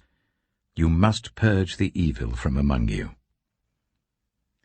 If a man is found sleeping with another man's wife, both the man who slept with her and the woman must die. You must purge the evil from Israel. If a man happens to meet in a town a virgin pledged to be married and he sleeps with her, you shall take both of them to the gate of that town and stone them to death. The young woman because she was in a town and did not scream for help, and the man because he violated another man's wife. You must purge the evil from among you. But if out in the country a man happens to meet a young woman pledged to be married and rapes her, only the man who has done this shall die. Do nothing to the woman. She has committed no sin deserving death. This case is like that of someone who attacks and murders a neighbor. For the man found the young woman out in the country, and though the betrothed woman screamed, there was no one to rescue her. If a man happens to meet a virgin who is not pledged to be married, and rapes her, and they are discovered, he shall pay her father 50 shekels of silver. He must marry the young woman, for he has violated her. He can never divorce her as long as he lives. A man is not to marry his father's wife. He must not dishonor his father's bed. Deuteronomy chapter 23.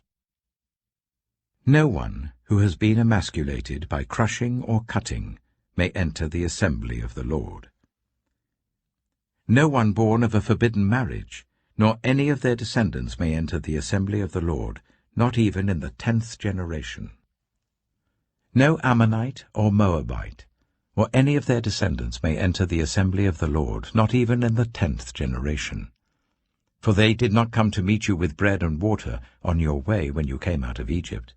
And they hired Balaam son of Beor from Pethor in Aram Naharaim to pronounce a curse on you. However, the Lord your God would not listen to Balaam, but turned the curse into a blessing for you, because the Lord your God loves you. Do not seek a treaty of friendship with them as long as you live. Do not despise an Edomite, for the Edomites are related to you. Do not despise an Egyptian, because you resided as foreigners in their country. The 3rd generation of children born to them may enter the assembly of the Lord.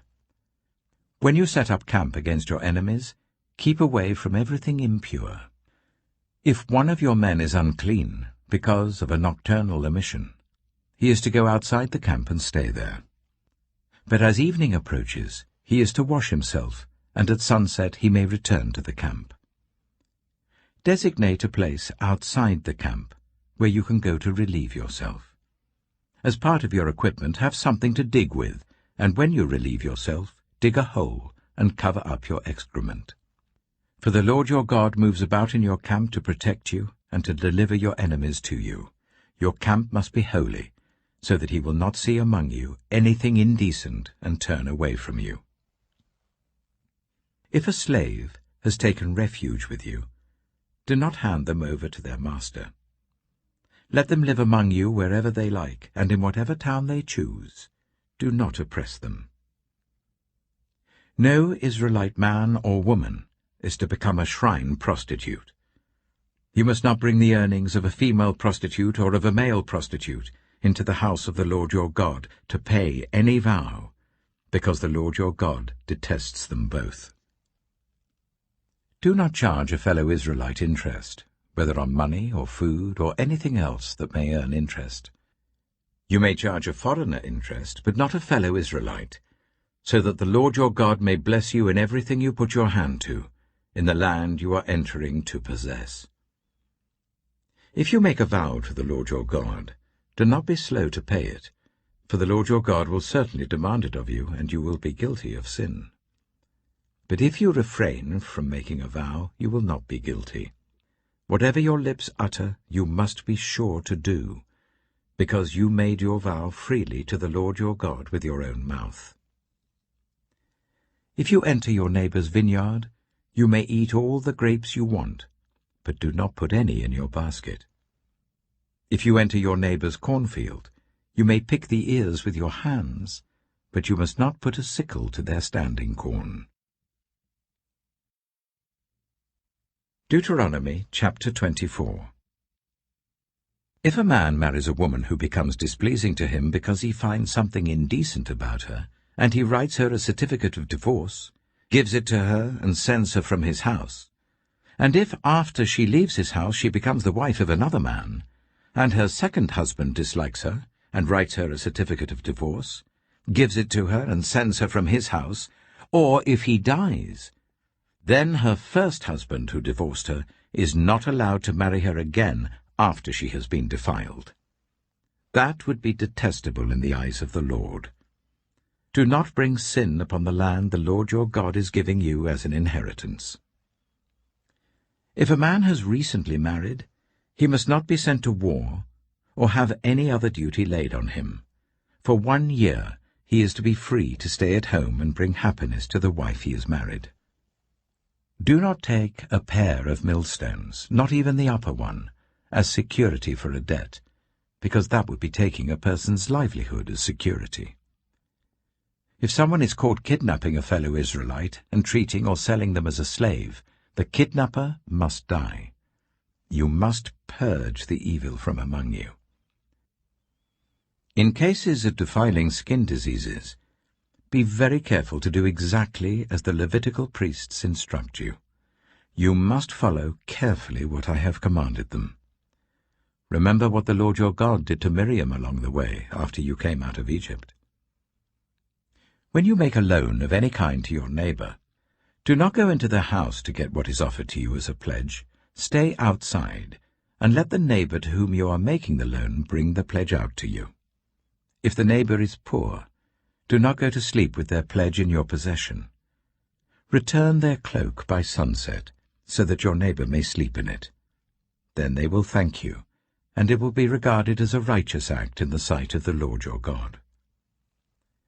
Do not take advantage of a hired worker who is poor and needy, whether that worker is a fellow Israelite or a foreigner residing in one of your towns. Pay them their wages each day before sunset, because they are poor and are counting on it. Otherwise they may cry to the Lord against you, and you will be guilty of sin. Parents are not to be put to death for their children, nor children put to death for their parents. Each will die for their own sin. Do not deprive the foreigner or the fatherless of justice, or take the cloak of the widow as a pledge.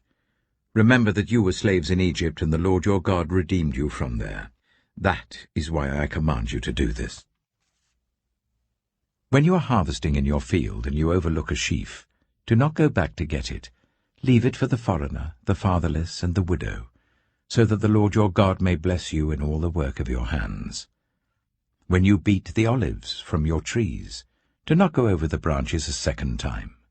Leave what remains for the foreigner, the fatherless, and the widow. When you harvest the grapes in your vineyard, do not go over the vines again. Leave what remains for the foreigner, the fatherless, and the widow. Remember that you were slaves in Egypt. That is why I command you to do this.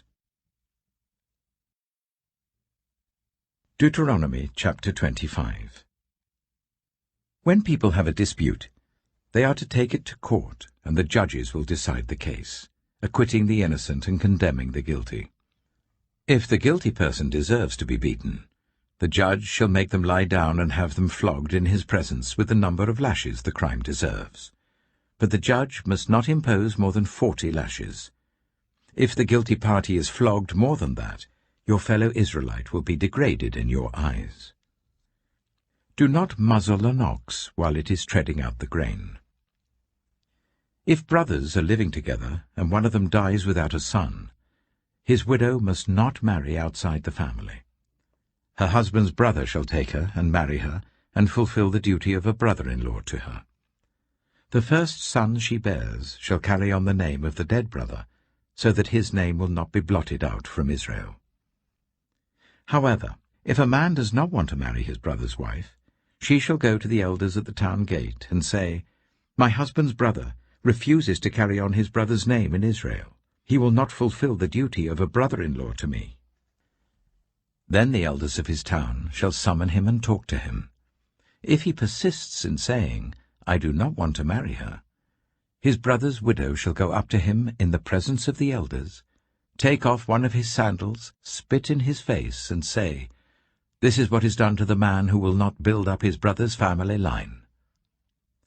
That man's line shall be known in Israel as the family of the unsandaled. If two men are fighting, and the wife of one of them comes to rescue her husband from his assailant, and she reaches out and seizes him by his private parts, you shall cut off her hand. Show her no pity. Do not have two differing weights in your bag, one heavy, one light. Do not have two differing measures in your house, one large, one small. You must have accurate and honest weights and measures, so that you may live long in the land the Lord your God is giving you. For the Lord your God detests anyone who does these things, anyone who deals dishonestly. Remember what the Amalekites did to you along the way when you came out of Egypt. When you were weary and worn out, they met you on your journey and attacked all who were lagging behind. They had no fear of God. When the Lord your God gives you rest from all the enemies around you in the land he is giving you to possess as an inheritance, you shall blot out the name of Amalek from under heaven. Do not forget. Deuteronomy chapter 26. When you have entered the land the Lord your God is giving you as an inheritance, and have taken possession of it and settled in it, take some of the first fruits of all that you produce from the soil of the land that the Lord your God is giving you, and put them in a basket. Then go to the place that the Lord your God will choose as a dwelling for his name, and say to the priest in office at the time, I declare today to the Lord your God that I have come to the land the Lord swore to our ancestors to give us. The priest shall take the basket from your hands and set it down in front of the altar of the Lord your God. Then you shall declare before the Lord your God, My father was a wandering Aramean, and he went down into Egypt with a few people and lived there and became a great nation, powerful and numerous. But the Egyptians ill-treated us and made us suffer, subjecting us to harsh labor. Then we cried out to the Lord, the God of our ancestors, and the Lord heard our voice and saw our misery, toil, and oppression. So the Lord brought us out of Egypt with a mighty hand and an outstretched arm, with great terror and with signs and wonders. He brought us to this place and gave us this land, a land flowing with milk and honey, and now I bring the first fruits of the soil that you, Lord, have given me.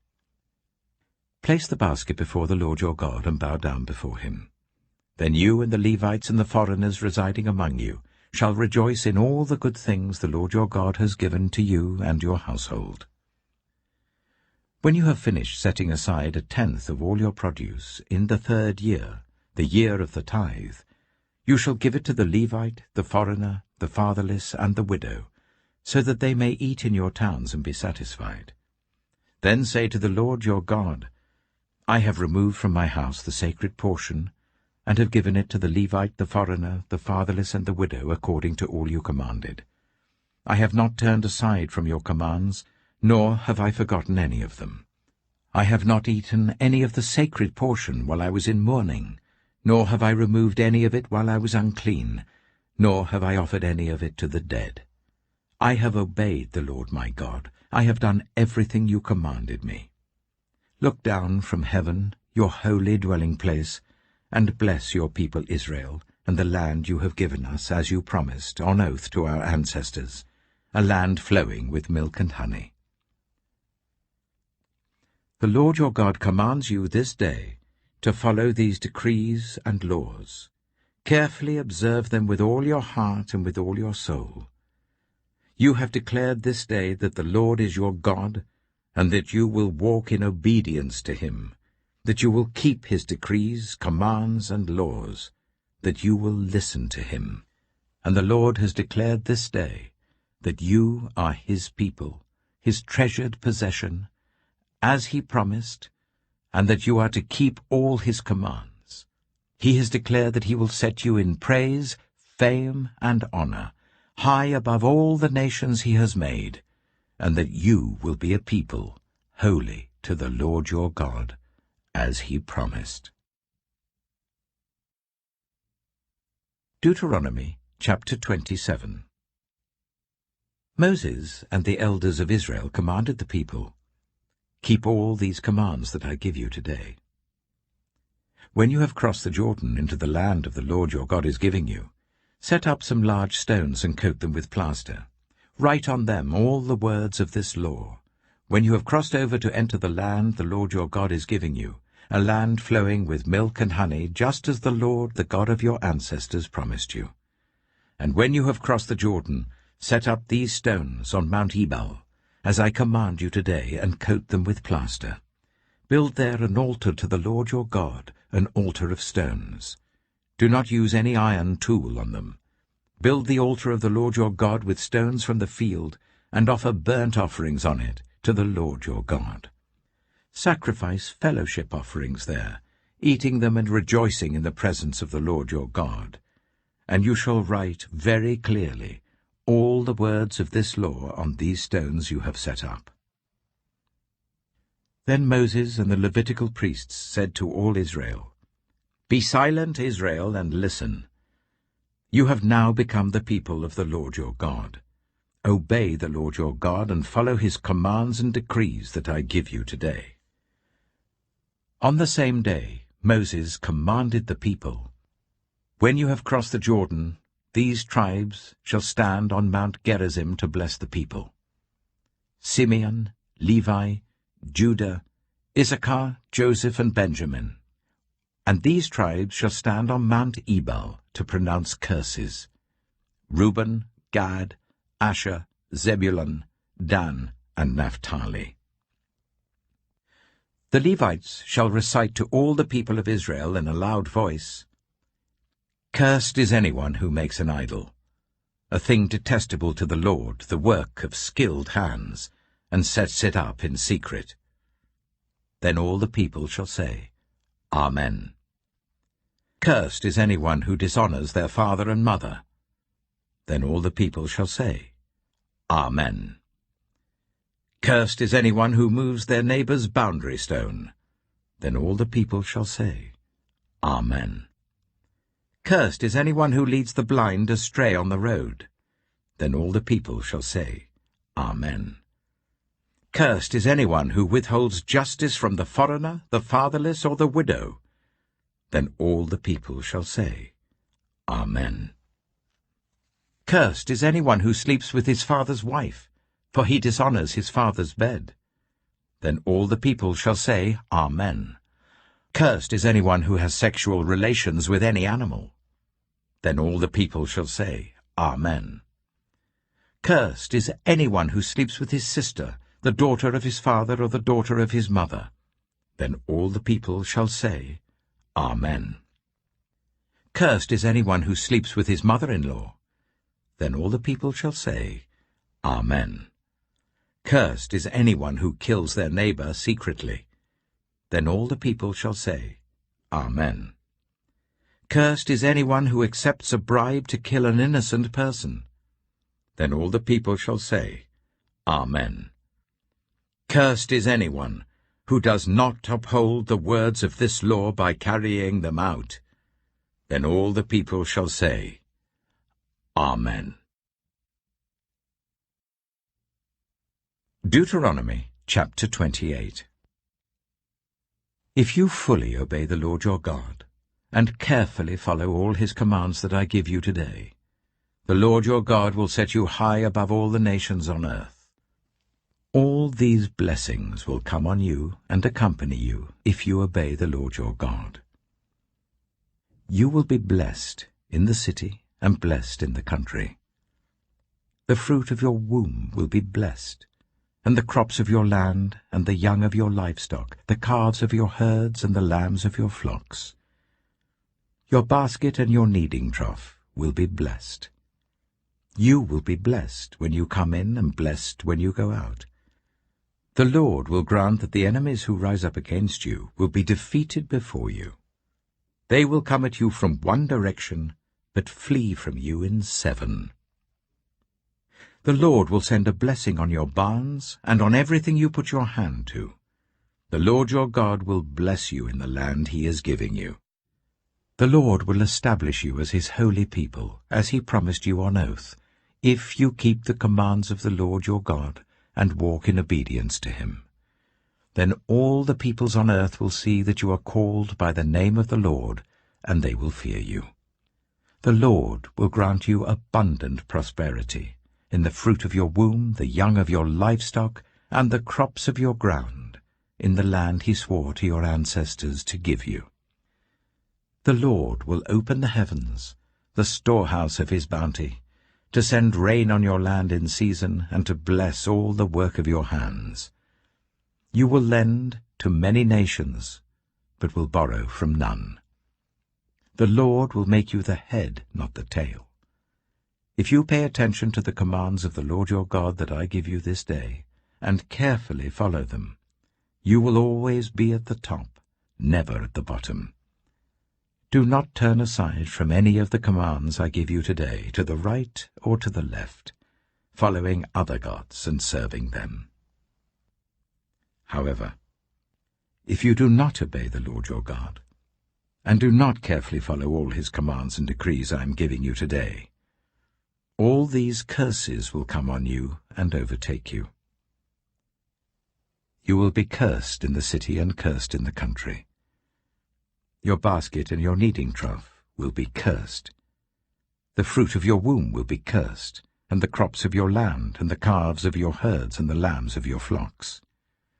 You will be cursed when you come in, and cursed when you go out. The Lord will send on you curses, confusion, and rebuke in everything you put your hand to, until you are destroyed and come to sudden ruin because of the evil you have done in forsaking him. The Lord will plague you with diseases until he has destroyed you from the land you are entering to possess. The Lord will strike you with wasting disease, with fever and inflammation, with scorching heat and drought, with blight and mildew, which will plague you until you perish. The sky over your head will be bronze, the ground beneath you iron. The Lord will turn the rain of your country into dust and powder. It will come down from the skies until you are destroyed. The Lord will cause you to be defeated before your enemies. You will come at them from one direction, but flee from them in 7, and you will become a thing of horror to all the kingdoms on earth. Your carcasses will be food for all the birds and the wild animals, and there will be no one to frighten them away. The Lord will afflict you with the boils of Egypt, and with tumors, festering sores, and the itch from which you cannot be cured. The Lord will afflict you with madness, blindness, and confusion of mind. At midday you will grope about like a blind person in the dark. You will be unsuccessful in everything you do. Day after day you will be oppressed and robbed, with no one to rescue you. You will be pledged to be married to a woman, but another will take her and rape her. You will build a house, but you will not live in it. You will plant a vineyard, but you will not even begin to enjoy its fruit. Your ox will be slaughtered before your eyes, but you will eat none of it. Your donkey will be forcibly taken from you, and will not be returned. Your sheep will be given to your enemies, and no one will rescue them. Your sons and daughters will be given to another nation, and you will wear out your eyes watching for them day after day, powerless to lift a hand. A people that you do not know will eat what your land and labor produce, and you will have nothing but cruel oppression all your days. The sights you see will drive you mad. The Lord will afflict your knees and legs with painful boils that cannot be cured, spreading from the soles of your feet to the top of your head. The Lord will drive you and the king you set over you to a nation unknown to you or your ancestors. There you will worship other gods, gods of wood and stone. You will become a thing of horror, a byword, and an object of ridicule among the peoples where the Lord will drive you. You will sow much seed in the field, but you will harvest little, because locusts will devour it. You will plant vineyards and cultivate them, but you will not drink the wine or gather the grapes, because worms will eat them. You will have olive trees throughout your country, but you will not use the oil, because the olives will drop off. You will have sons and daughters, but you will not keep them, because they will go into captivity. Swarms of locusts will take over all your trees and the crops of your land. The foreigners who reside among you will rise above you higher and higher, but you will sink lower and lower. They will lend to you, but you will not lend to them. They will be the head, but you will be the tail. All these curses will come on you. They will pursue you and overtake you until you are destroyed, because you did not obey the Lord your God and observe the commands and decrees he gave you. They will be a sign and a wonder to you and your descendants forever. Because you did not serve the Lord your God joyfully and gladly in the time of prosperity, therefore in hunger and thirst, in nakedness and dire poverty, you will serve the enemy the Lord sends against you. He will put an iron yoke on your neck until he has destroyed you. the Lord will bring a nation against you from far away, from the ends of the earth, like an eagle swooping down, a nation whose language you will not understand, a fierce-looking nation without respect for the old or pity for the young. They will devour the young of your livestock and the crops of your land until you are destroyed.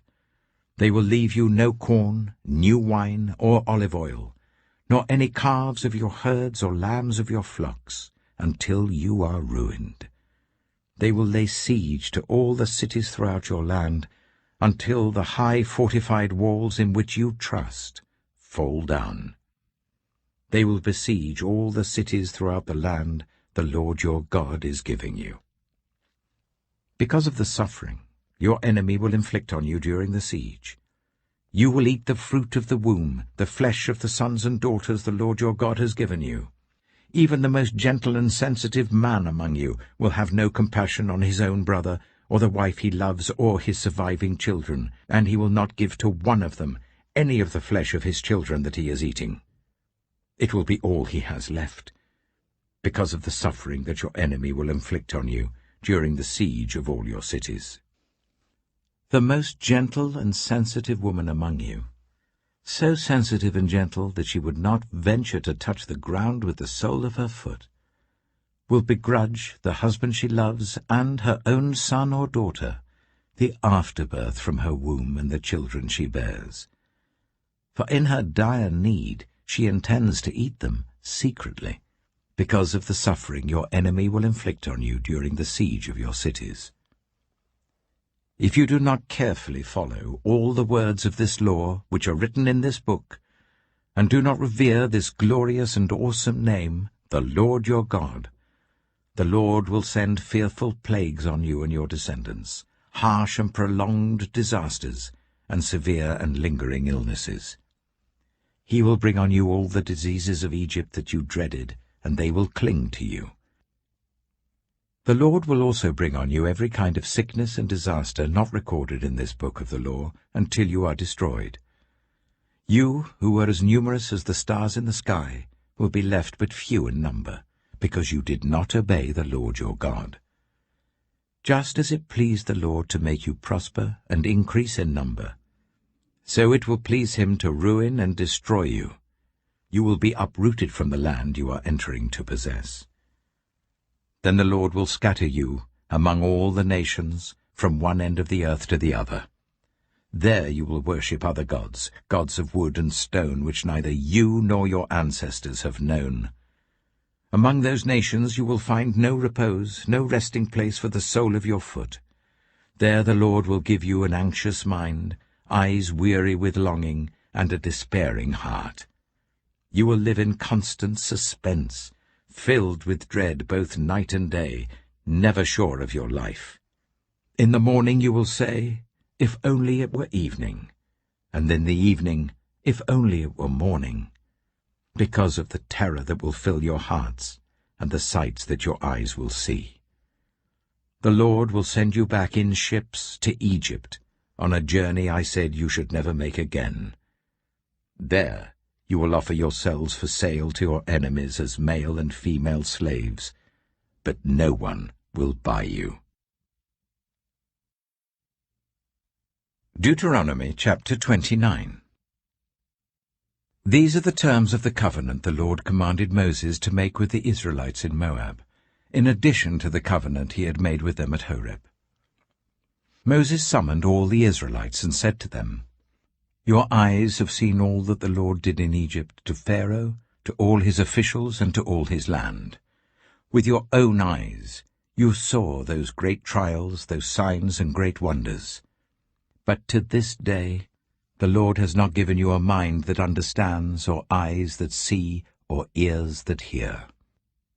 Yet the Lord says, during the 40 years that I led you through the wilderness, your clothes did not wear out, nor did the sandals on your feet. You ate no bread and drank no wine or other fermented drink. I did this so that you might know that I am the Lord your God."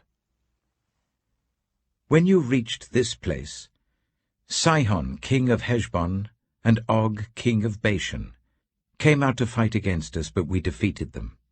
We took their land and gave it as an inheritance to the Reubenites, the Gadites, and the half-tribe of Manasseh. Carefully follow the terms of this covenant, so that you may prosper in everything you do.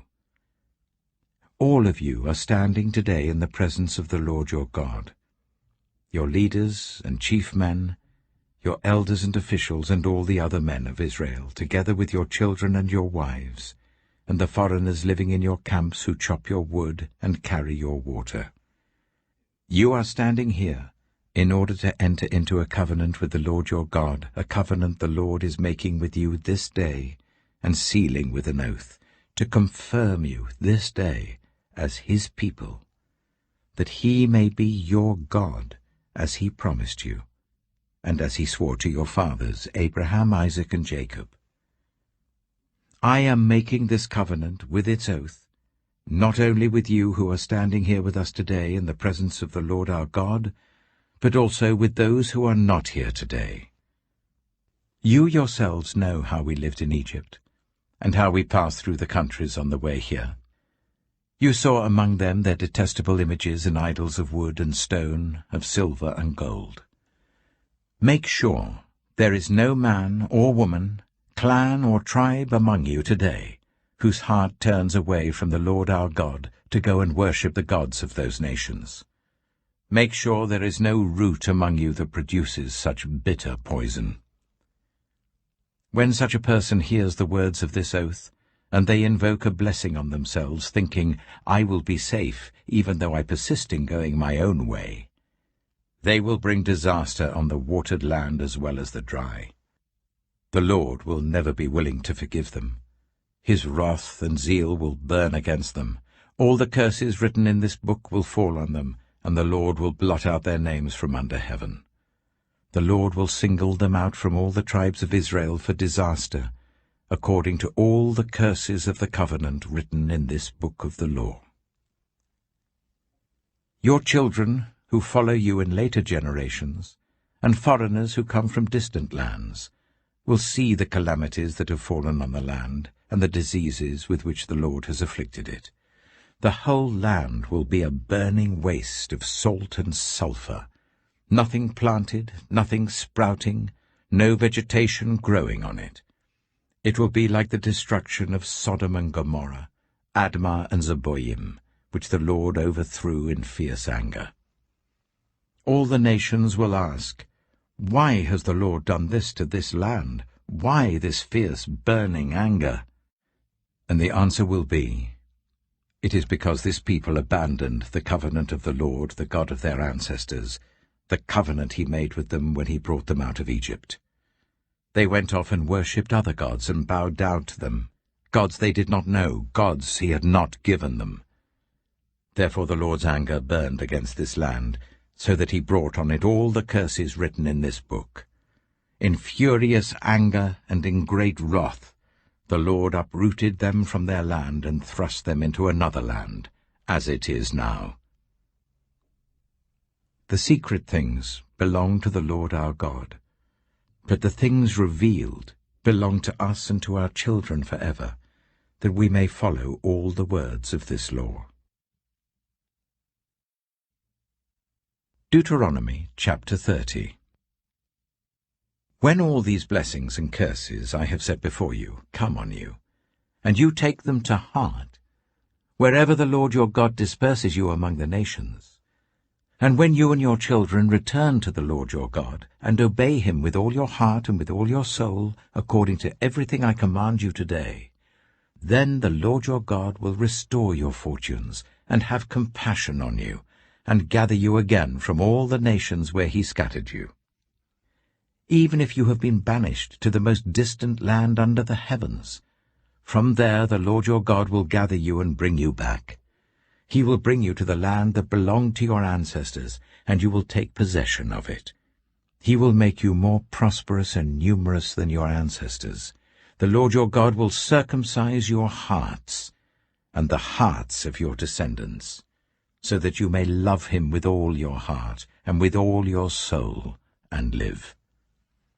The Lord your God will put all these curses on your enemies who hate and persecute you.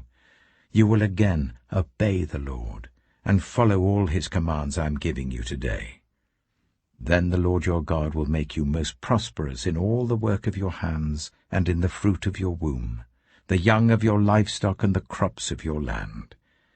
The Lord will again delight in you and make you prosperous, just as he delighted in your ancestors. If you obey the Lord your God, and keep his commands and decrees that are written in this book of the law, and turn it to the Lord your God with all your heart and with all your soul. Now what I am commanding you today is not too difficult for you or beyond your reach. It is not up in heaven, so that you have to ask, who will ascend into heaven to get it and proclaim it to us so that we may obey it? Nor is it beyond the sea, so that you have to ask, who will cross the sea to get it and proclaim it to us so that we may obey it? No, the word is very near you. It is in your mouth and in your heart, so that you may obey it. See, I set before you today life and prosperity, death and destruction. For I command you today to love the Lord your God, to walk in obedience to him and to keep his commands, decrees, and laws. Then you will live and increase, and the Lord your God will bless you in the land you are entering to possess. But if your heart turns away, and you are not obedient, and if you are drawn away to bow down to other gods and worship them, I declare to you this day that you will certainly be destroyed. You will not live long in the land you are crossing the Jordan to enter and possess. This day I call the heavens and the earth as witnesses against you that I have set before you life and death, blessings and curses. Now choose life, so that you and your children may live, and that you may love the Lord your God, listen to his voice, and hold fast to him. For the Lord is your life, and he will give you many years in the land he swore to give to your fathers, Abraham, Isaac, and Jacob. Deuteronomy chapter 31. Then Moses went out and spoke these words to all Israel.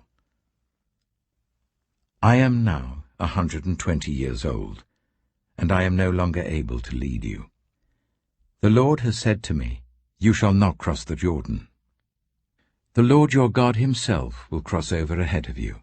He will destroy these nations before you, and you will take possession of their land. Joshua also will cross over ahead of you, as the Lord said. And the Lord will do to them what he did to Sihon and Og, the kings of the Amorites, whom he destroyed along with their land.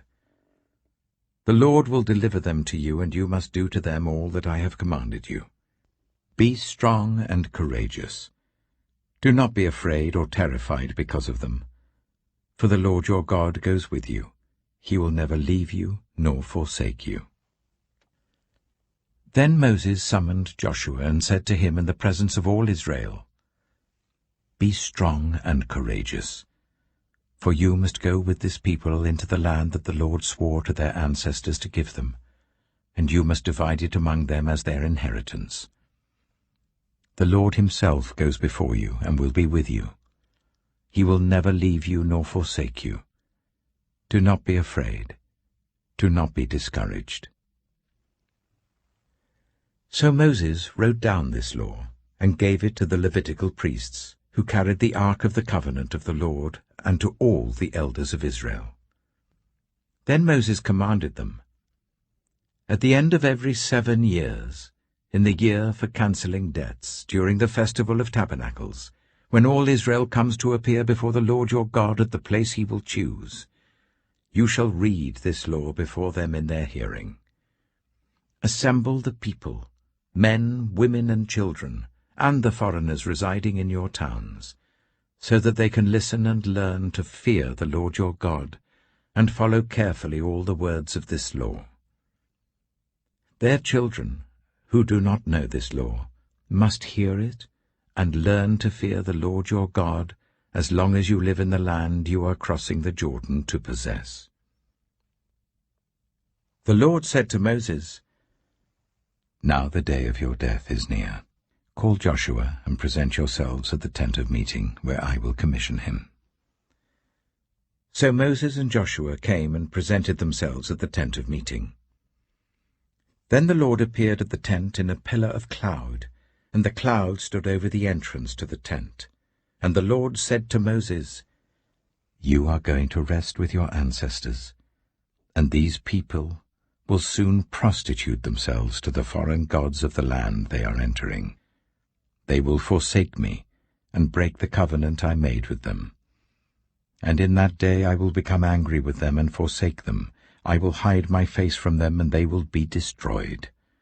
Many disasters and calamities will come on them, and in that day they will ask, 'Have not these disasters come on us because our God is not with us?' And I will certainly hide my face in that day, because of all their wickedness in turning to other gods." Now write down this song, and teach it to the Israelites, and make them sing it, so that it may be a witness for me against them. When I have brought them into the land flowing with milk and honey, the land I promised on oath to their ancestors, and when they eat their fill and thrive, they will turn to other gods and worship them, rejecting me and breaking my covenant. And when many disasters and calamities come on them, this song will testify against them, because it will not be forgotten by their descendants. I know what they are disposed to do, even before I bring them into the land I promised them on oath. So Moses wrote down this song that day and taught it to the Israelites. The Lord gave this command to Joshua son of Nun: "Be strong and courageous, for you will bring the Israelites into the land I promised them on oath, and I myself will be with you." After Moses finished writing in a book the words of this law from beginning to end, he gave this command to the Levites who carried the ark of the covenant of the Lord. "Take this book of the law and place it beside the ark of the covenant of the Lord your God. There it will remain as a witness against you. For I know how rebellious and stiff-necked you are. If you have been rebellious against the Lord while I am still alive and with you, how much more will you rebel after I die? Assemble before me all the elders of your tribes and all your officials, so that I can speak these words in their hearing, and call the heavens and the earth to testify against them. For I know that after my death you are sure to become utterly corrupt, and to turn from the way I have commanded you. In days to come, disaster will fall on you because you will do evil in the sight of the Lord, and arouse his anger by what your hands have made." And Moses recited the words of this song from beginning to end, in the hearing of the whole assembly of Israel. Deuteronomy chapter 32. Listen, you heavens, and I will speak. Hear, you earth, the words of my mouth. Let my teaching fall like rain, and my words descend like dew, like showers on new grass, like abundant rain on tender plants. I will proclaim the name of the Lord. O praise the greatness of our God. He is the rock, his works are perfect, and all his ways are just. A faithful God who does no wrong, upright and just is he. They are corrupt and not his children. To their shame they are a warped and crooked generation. Is this the way you repay the Lord, you foolish and unwise people? Is he not your Father, your Creator, who made you and formed you? Remember the days of old. Consider the generations long past. Ask your father, and he will tell you, your elders, and they will explain to you. When the Most High gave the nations their inheritance, when he divided all mankind, he set up boundaries for the peoples according to the number of the sons of Israel. For the Lord's portion is his people, Jacob his allotted inheritance. In a desert land he found him, in a barren and howling waste. He shielded him and cared for him. He guarded him as the apple of his eye. Like an eagle that stirs up its nest and hovers over its young, that spread its wings to catch them and carries them on its pinions. The Lord alone led him, no foreign god was with him. He made him ride on the heights of the land, and fed him with the fruit of the fields. He nourished him with honey from the rock, and with oil from the flinty crag, with curds and milk from herds and flock, and with fattened lambs and goats, with choice rams of Bashan, and the finest grains of wheat. You drank the foaming blood of the grape. Jeshurun grew fat and kicked. Filled with food, they became heavy and sleek. They abandoned the God who made them, and rejected the rock, their Saviour. They made him jealous with their foreign gods, and angered him with their detestable idols. They sacrificed to false gods, which are not God, gods they had not known, gods that had recently appeared, gods your ancestors did not fear. You deserted the rock who fathered you. You forgot the God who gave you birth. The Lord saw this and rejected them because he was angered by his sons and daughters. I will hide my face from them, he said, and see what their end will be. For they are a perverse generation, children who are unfaithful. They made me jealous by what is no God, and angered me with their worthless idols. I will make them envious by those who are not a people. I will make them angry by a nation that has no understanding. For a fire will be kindled by my wrath, one that burns down to the realm of the dead below. It will devour the earth and its harvests, and set on fire the foundations of the mountains. I will heap calamities on them, and expend my arrows against them. I will send wasting famine against them, consuming pestilence and deadly plague. I will send against them the fangs of wild beasts, the venom of vipers that glide in the dust. In the street the sword will make them childless, in their homes terror will reign. The young men and young women will perish, the infants and those with grey hair. I said I would scatter them and erase their name from human memory, but I dreaded the taunt of the enemy, lest the adversary misunderstand, and say, Our hand has triumphed, the Lord has not done all this. They are a nation without sense, there is no discernment in them. If only they were wise and would understand this and discern what their end will be. How could one man chase 1,000, or two put 10,000 to flight? Unless their rock had sold them, unless the Lord had given them up. For their rock is not like our rock, as even our enemies concede. Their vine comes from the vine of Sodom and from the fields of Gomorrah. Their grapes are filled with poison, and their clusters with bitterness. Their wine is the venom of serpents, the deadly poison of cobras. Have I not kept this in reserve, and sealed it in my vaults? It is mine to avenge, I will repay. In due time their foot will slip. Their day of disaster is near, and their doom rushes upon them. The Lord will vindicate his people and relent concerning his servants, when he sees their strength is gone and no one is left slave or free. He will say, Now where are their gods, the rock they took refuge in, the gods who ate the fat of their sacrifices and drank the wine of their drink offerings? Let them rise up to help you. Let them give you shelter. See now that I myself am he. There is no God beside me. I put to death, and I bring to life. I have wounded, and I will heal, and no one can deliver out of my hand.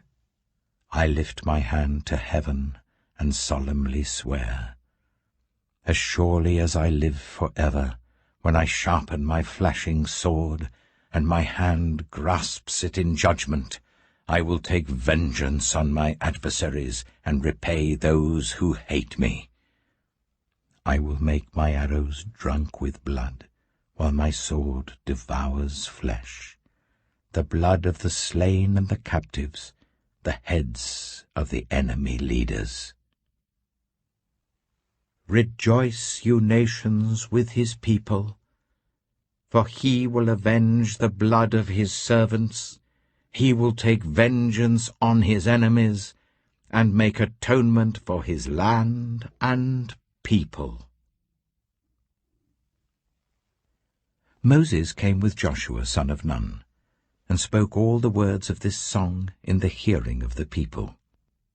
When Moses had finished reciting all these words to all Israel, he said to them, "Take to heart all the words I have solemnly declared to you this day, so that you may command your children to obey carefully all the words of this law. They are not just idle words for you. They are your life. By them you will live long in the land you are crossing the Jordan to possess." On that same day the Lord told Moses, "Go up into the Abarim range, to Mount Nebo in Moab, opposite Jericho, and view Canaan, the land I am giving the Israelites as their own possession. There, on the mountain that you have climbed, you will die and be gathered to your people, just as your brother Aaron died on Mount Hor and was gathered to his people. This is because both of you broke faith with me in the presence of the Israelites at the waters of Meribah Kadesh, in the desert of Zin, and because you did not uphold my holiness among the Israelites. Therefore, you will see the land only from a distance. You will not enter the land I am giving to the people of Israel." Deuteronomy chapter 33. This is the blessing that Moses, the man of God, pronounced on the Israelites before his death. He said, "The Lord came from Sinai, and dawned over them from Seir. He shone forth from Mount Paran. He came with myriads of holy ones from the south, from his mountain slopes. Surely it is you who love the people. All the holy ones are in your hand. At your feet they all bow down, and from you receive instruction, the law that Moses gave us, the possession of the assembly of Jacob. He was king over Jeshurun when the leaders of the people assembled, along with the tribes of Israel. Let Reuben live and not die, nor his people be few." And this he said about Judah, "Hear, Lord, the cry of Judah. Bring him to his people. With his own hands he defends his cause. O be his help against his foes." About Levi he said, "Your Thummim and Urim belong to your faithful servant.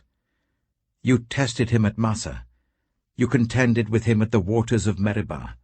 He said of his father and mother, 'I have no regard for them.'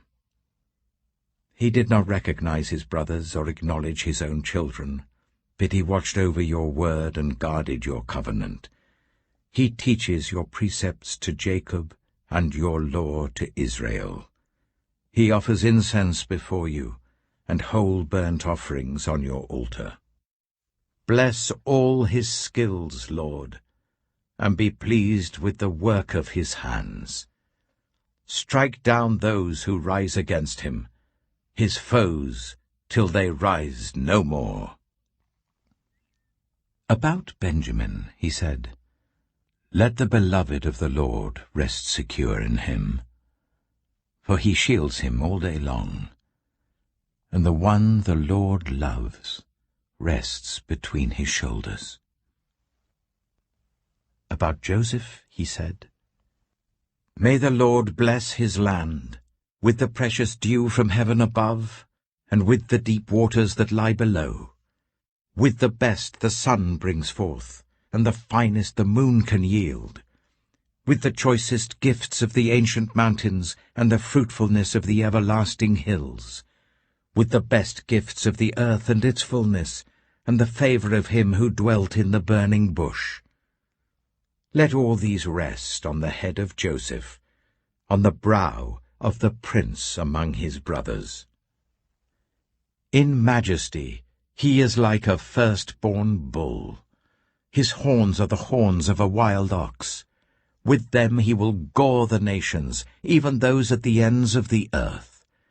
Such are the 10,000s of Ephraim, such are the thousands of Manasseh. About Zebulun he said, Rejoice, Zebulun, in your going out, and you, Issachar, in your tents. They will summon peoples to the mountain, and there offer the sacrifices of the righteous.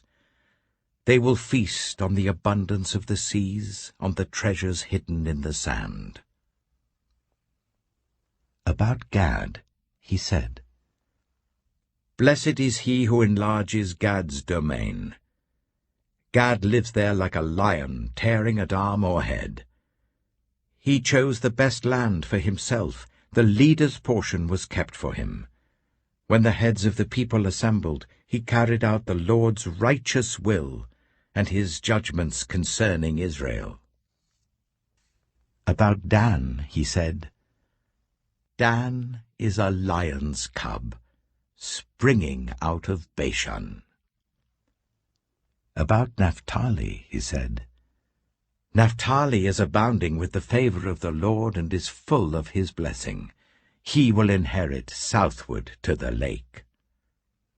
About Asher he said, Most blessed of sons is Asher. Let him be favored by his brothers, and let him bathe his feet in oil. The bolts of your gates will be iron and bronze, and your strength will equal your days. There is no one like the God of Jeshurun, who rides across the heavens to help you, and on the clouds in his majesty. The eternal God is your refuge, and underneath are the everlasting arms. He will drive out your enemies before you, saying, Destroy them. So Israel will live in safety. Jacob will dwell secure in a land of grain and new wine, where the heavens drop dew. Blessed are you, Israel. Who is like you, a people saved by the Lord? He is your shield and helper, and your glorious sword. Your enemies will cower before you, and you will tread on their heights. Deuteronomy chapter 34.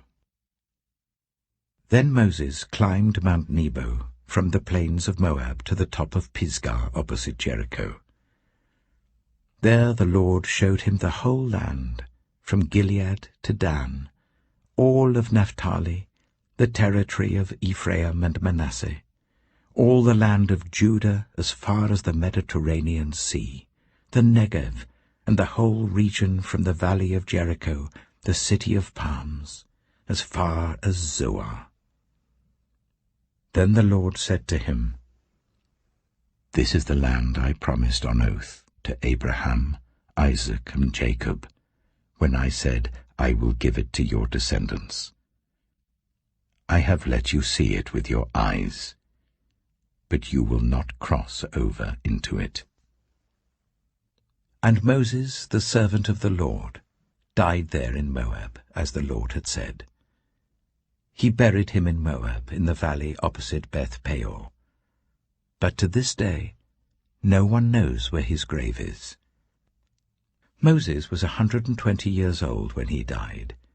yet his eyes were not weak, nor his strength gone. The Israelites grieved for Moses in the plains of Moab 30 days, until the time of weeping and mourning was over. Now Joshua, son of Nun, was filled with the spirit of wisdom, because Moses had laid his hands on him. So the Israelites listened to him, and did what the Lord had commanded Moses. Since then, no prophet has risen in Israel like Moses, whom the Lord knew face to face, who did all those signs and wonders the Lord sent him to do in Egypt, to Pharaoh and to all his officials and to his whole land. For no one has ever shown the mighty power or performed the awesome deeds that Moses did in the sight of all Israel.